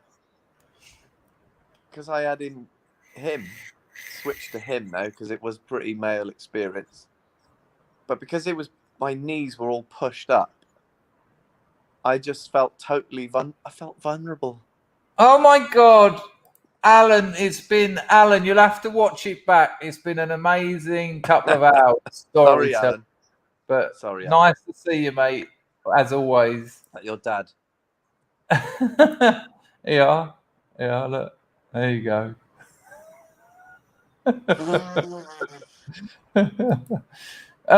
Right, so what did you do? Thank you, Ed. And it's a message that I understand, which is always nice. And I watched that video you sent me as well. Very good. Seen it before, but it was worth another watch. Thanks for the donation, Ed. Right, so you've reached your limit, and now you've got you've got an exit strategy of some sort. Yeah. I mean, that's the end of the story, really, Squire, but I just kind of... Oh, no, how did you get out of there? I understand what you're asking me. It's a bit traumatic, so I'm not exactly sure of the sequence of events, but it did not progress from there to me having a cock up my ass, I can assure you of that. But I did sort of start giggling and nervously giggling and sort of thinking, I'm really vulnerable right now because I've got my fucking legs around I got my knees around my ears, you know. And nice one, Rollo. Appreciate it, mate. Yeah, no. Or your children at that. Thank you, mate. Also, I was well aware that if it turned into a fight, he would win. Think about that dynamic. Yeah, that's something you have to think about normally when you're meant to be having sex with someone, is it? Like, that's going to overpower me, right? Yeah, no, that's awful. Let me deal with a couple of these super chats. Because Richard's put his hand in his pocket. Buy another cow tongue leg bender, Paul. Another cow tongued leg bender. Put it into Tinder and see what you get. My man Jimmy from Philly Wiped, he's coming in. for the grift, getting ready to do a stream myself in 8 minutes. Well, I might get over there a bit later. It's getting on a bit here, but I reckon you've got stories and you've got a great accent. I reckon you'll do well, Jimmy. Fair play, man. Thanks for the donation. Go on, how did you get out of there? Oh, look, do that again. Do that again. Do that again. Look, people, do you remember Heidi Hi? Remember the bloke from Heidi Hi? Look, don't he look like him? You remember the geezer, the one that looked like that? I can't remember his name. His face came up. They had all their faces one after the other, didn't they, at the start? And he's on there. Go on. How did you get out? Come on, exit strategy. I started laughing, and I just was like, whoa, sorry. I was going, sorry, because Shahi was really into it. Like, it was more for her than it was for me. Yeah. It wasn't. And I was thinking, hang on a minute, am I paying for this? This is your fantasy, not mine. I came here to make my dreams come true, not yours, buddy. Yeah, you tell him. Anyway, so basically, I started laughing, and I said, I'm sorry. And just typical stuff like, I've never done this before. Can we take a little break? Oh my I'm too scared to. Yeah, because, dude, I could have been anally raped. You could have been. If I didn't play my cards right. So, no, really, were you really sort of like that? Was it really like, can we just stop? I'm a bit overwhelmed. Really? Yeah. Because that's really interesting. Because when you said you were vulnerable, I thought, I can imagine that. You know, I had that lady boy chin me once before I knew she was a lady boy. First ever massage I had in Patong. You must know that story. Yeah, while she was sucking my cock, she gave me a punch in the face. Just smacked me. Yeah, but carried on sucking. I was like, what? And then we had a fight. Anyway, so you had a little break. You had a little break. What? And I'm the gay one.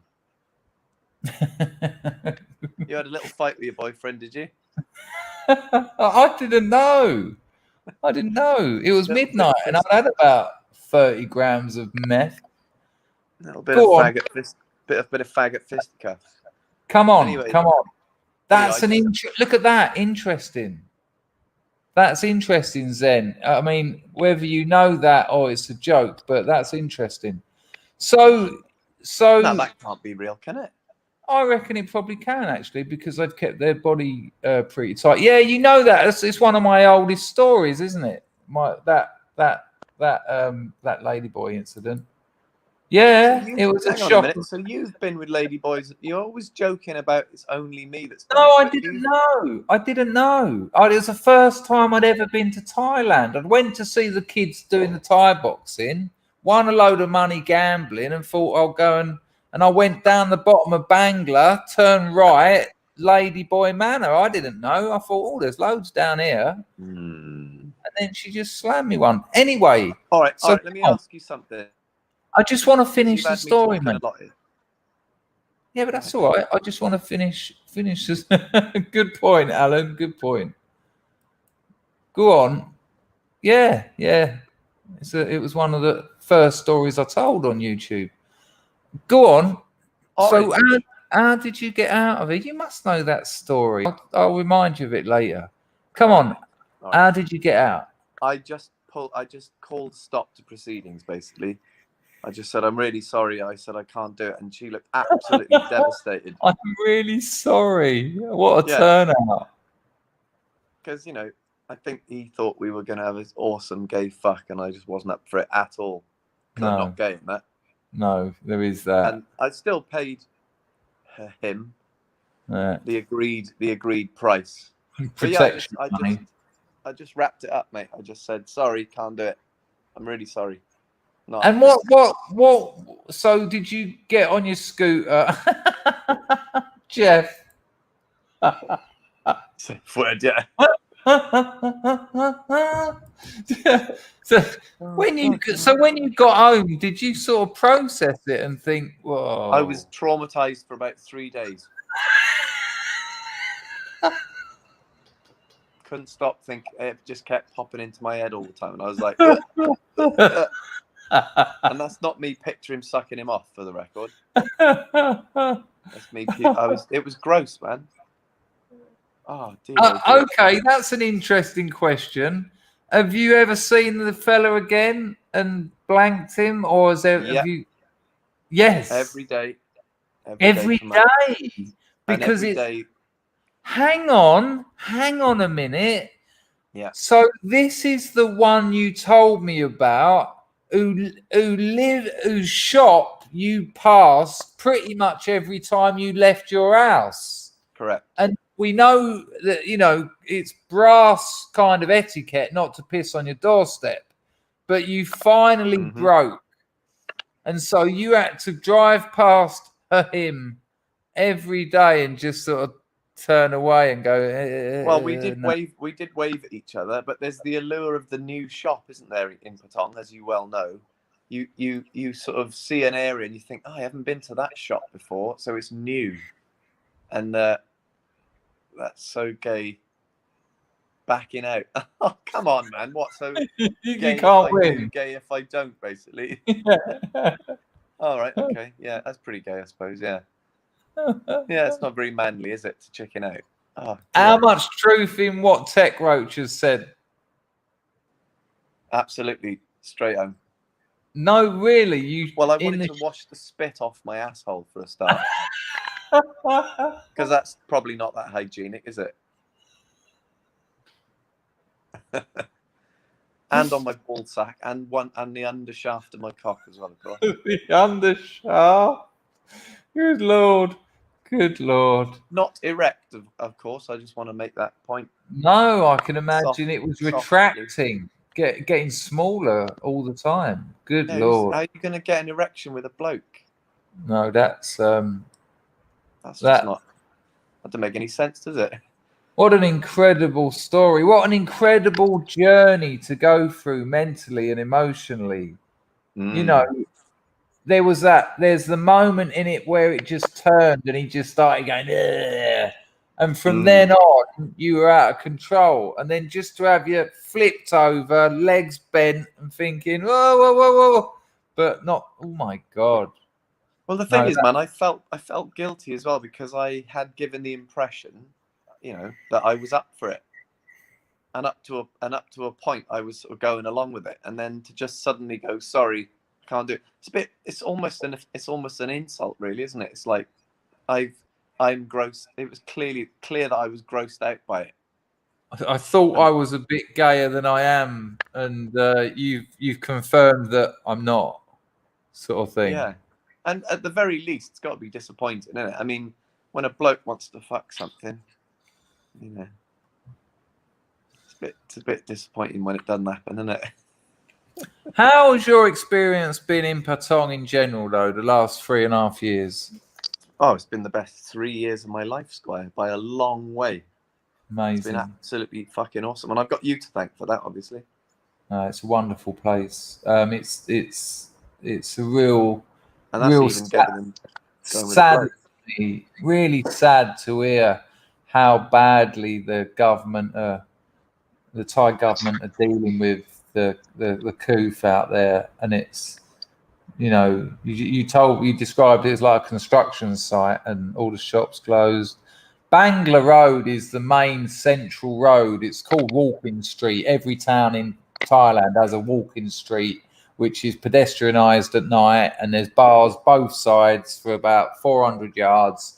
And the thing about Bangla Road in Patong, it's like Blade Runner. You've got people offering you ping pong shows, then someone puts a fucking iguana on your neck, then there's something else you've never seen before, then there's the hottest bird in the world just standing there asking if you want to go home with her. And that's 1 meter. And you still got to get the rest of the road. It's just, it was just the most incredibly peculiar place. The kind of place you won't get in 10, 15 years. All that stuff will be banned. That'll all be cleaned out. You reckon? Yeah, I think. Have you been to a ping pong show? Yeah, several times. Yeah, people think it's ping pongs. And when they start seeing those fucking tortoises and shit coming out. It's you know, that's not allowed. You're not allowed to hold 3 baby. What are they called? They're not tortoises. They're the amphibian ones, aren't they? Oh yeah, I know what you mean. What are they? Turtles? No, what are they called? Come on, Scrubs. It's not eels, Andrew. It's like a sort of water living. Oh, come on. People used to have them as pets. Porpoise. Terrapins, that's it. Terrapins, that's him, yeah. Well, you'll see a woman on stage. The first woman comes out. You get the geezer holds up a sign. There's a whole line of them, so you have to dodge them to get into Bangla. And they've all got these signs: ping pong show, beer, £5 for like a big jug of it or whatever, 500 baht or whatever it is. And you just go, no. But one night you're so pissed and you want to show your new mates a laugh. The first woman comes out and bursts balloons by firing darts out of her fanny. Second one does a few ping pongs. And the third one lets out 3 baby terrapins and then the mother into a bowl of water in between her legs. And as the things coming out of the genitalia get more disgusting, so does the woman doing it. The girl firing the darts is about 20 and quite attractive. The woman letting living animals out is a grandmother just earning a few extra quid. I think all that'll be over. The one I saw was like a really skinny 70-year-old. Oh my God, what with the terrapins? Yeah. A skinny 70-year-old. Mm. Oh, look, Andrew saw a woman. I can't seem to get it on the screen. I'm having a few problems. Chucking eels into a bowl, merely centimeters from his singer. If people don't know, singer's a beer out there. Just splashing into your bottleneck. Oh God, Don, please no. Good Lord. Nice one, Johnny.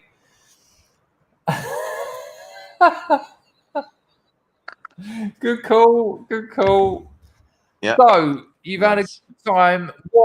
What?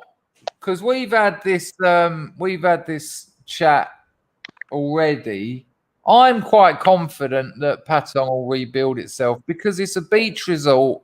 It's people will be getting in. Investors will be getting in now, buying up property, building hotels, building bars. Money that they don't want sitting in the bank doing nothing. They'll have it in. They'll be buying land in Phuket, in Patong at shitty rates because the people who own it at the moment, it might be all the land they've got and it's depreciating.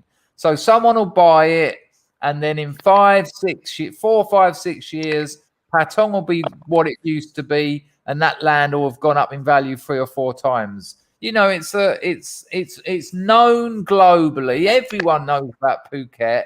And if you go to Phuket and you want to go to the beach, it's going to be Patong, at least the first time. You can start spinning off those little ones, but everyone, you know, all roads lead back to Bangla, don't they?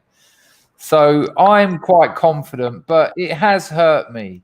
Yeah, yes, Billy. It's not Phuket city as such, town, but according to Paul, who lives there, Patong is just shut up shop. It's just closed shops and construction sites. Well, let me answer that one if I may. I'll just keep it brief. But in March last year, March 2020, they closed all the airports. Literally, they just closed them all in Phuket and in Thailand generally. Their theory was we're just not going to let anyone in, and we won't get COVID. That was, and then in the papers and everything, it was in the UK papers. I remember reading people saying, "Oh, Thailand is one of the countries that's like done the best out of COVID," and I was thinking, yeah, only because they haven't let anyone in, though, which works. But eventually, what's going to happen? Well, Thailand is, majority.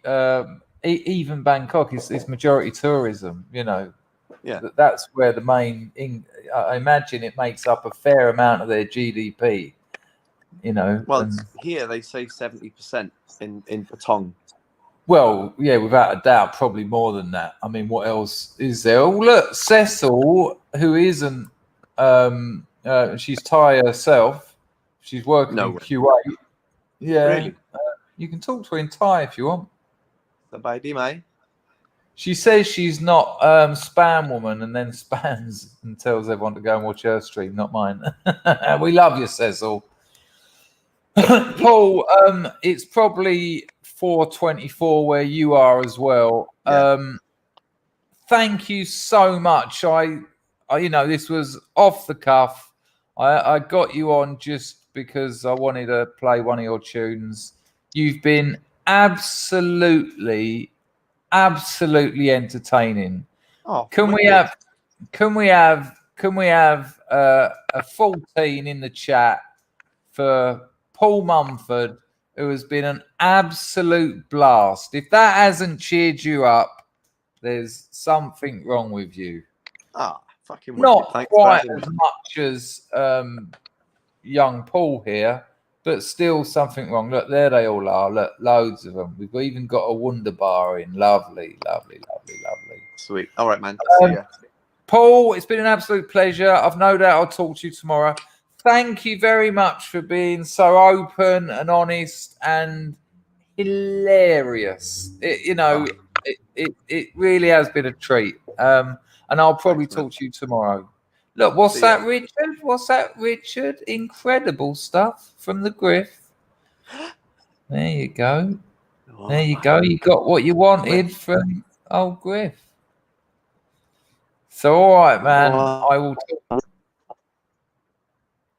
Oh, that was a bit of a. I didn't do that. He just got zapped. I think YouTube zapped him. It might be me next. People, I hope you enjoyed that. It was somewhat different to what we usually do, but we don't really have a usual these days. And I know that if I can get him on, he can tell those stories for hours. For days and days and days. There's something wrong with my mouse. I think my computer's really not working. I've got this external keyboard. Don't tell me I have to plug this in every night. Right, let me just try. I'm just trying to get a clear screen.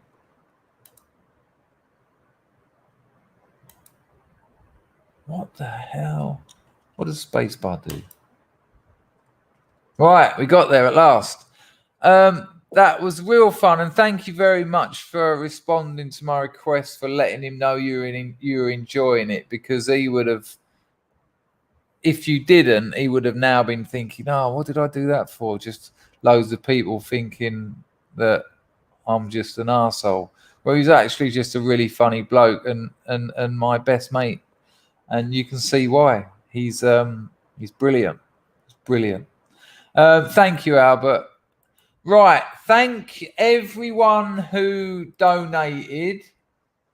Thank everyone who... Jimmy from Philly Wiped is streaming, apparently, now. Jimmy from Philly Wiped, as in wiped that. I mean, I've never seen him stream, but you might be able to find him. Jimmy from Philly Wiped. I think it would make sense to leave with one of Paul's songs. We'll just carry on playing the one that we started. I'll put your comments on the screen, and I'll do another stream soon. Love you all. Take care. Look after yourselves, and learn from stories, because they're not just words; they're meanings. I wonder how long this will get to stay up. Ta-da, everyone. What's happened? Why ain't it working?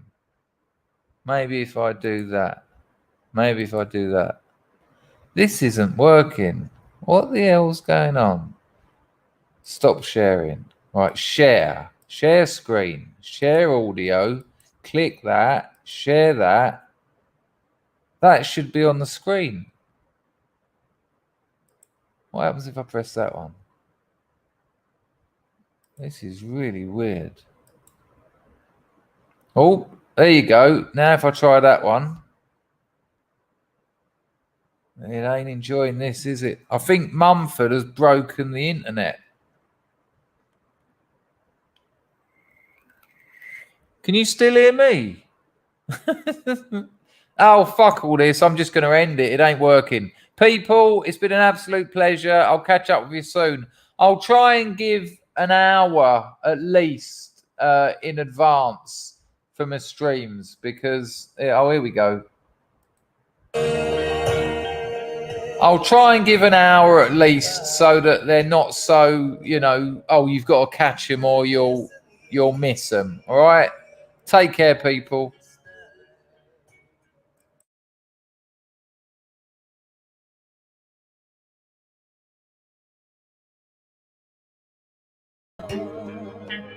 Of the mystery that I will tell,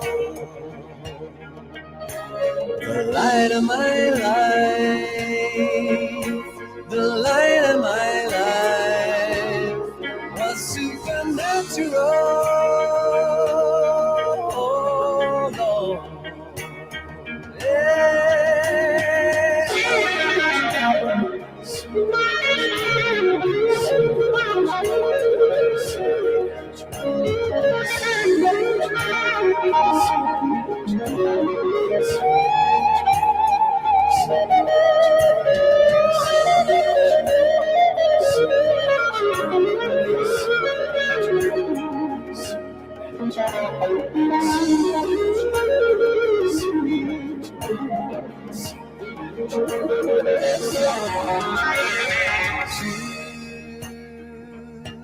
Children of this land,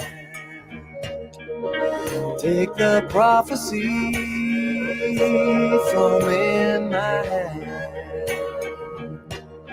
so that this old shadowy place will be sanctuary in darkest days.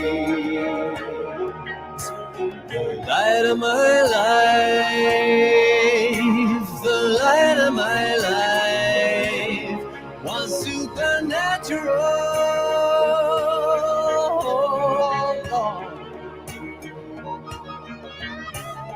The light of my life, the light of my life was supernatural.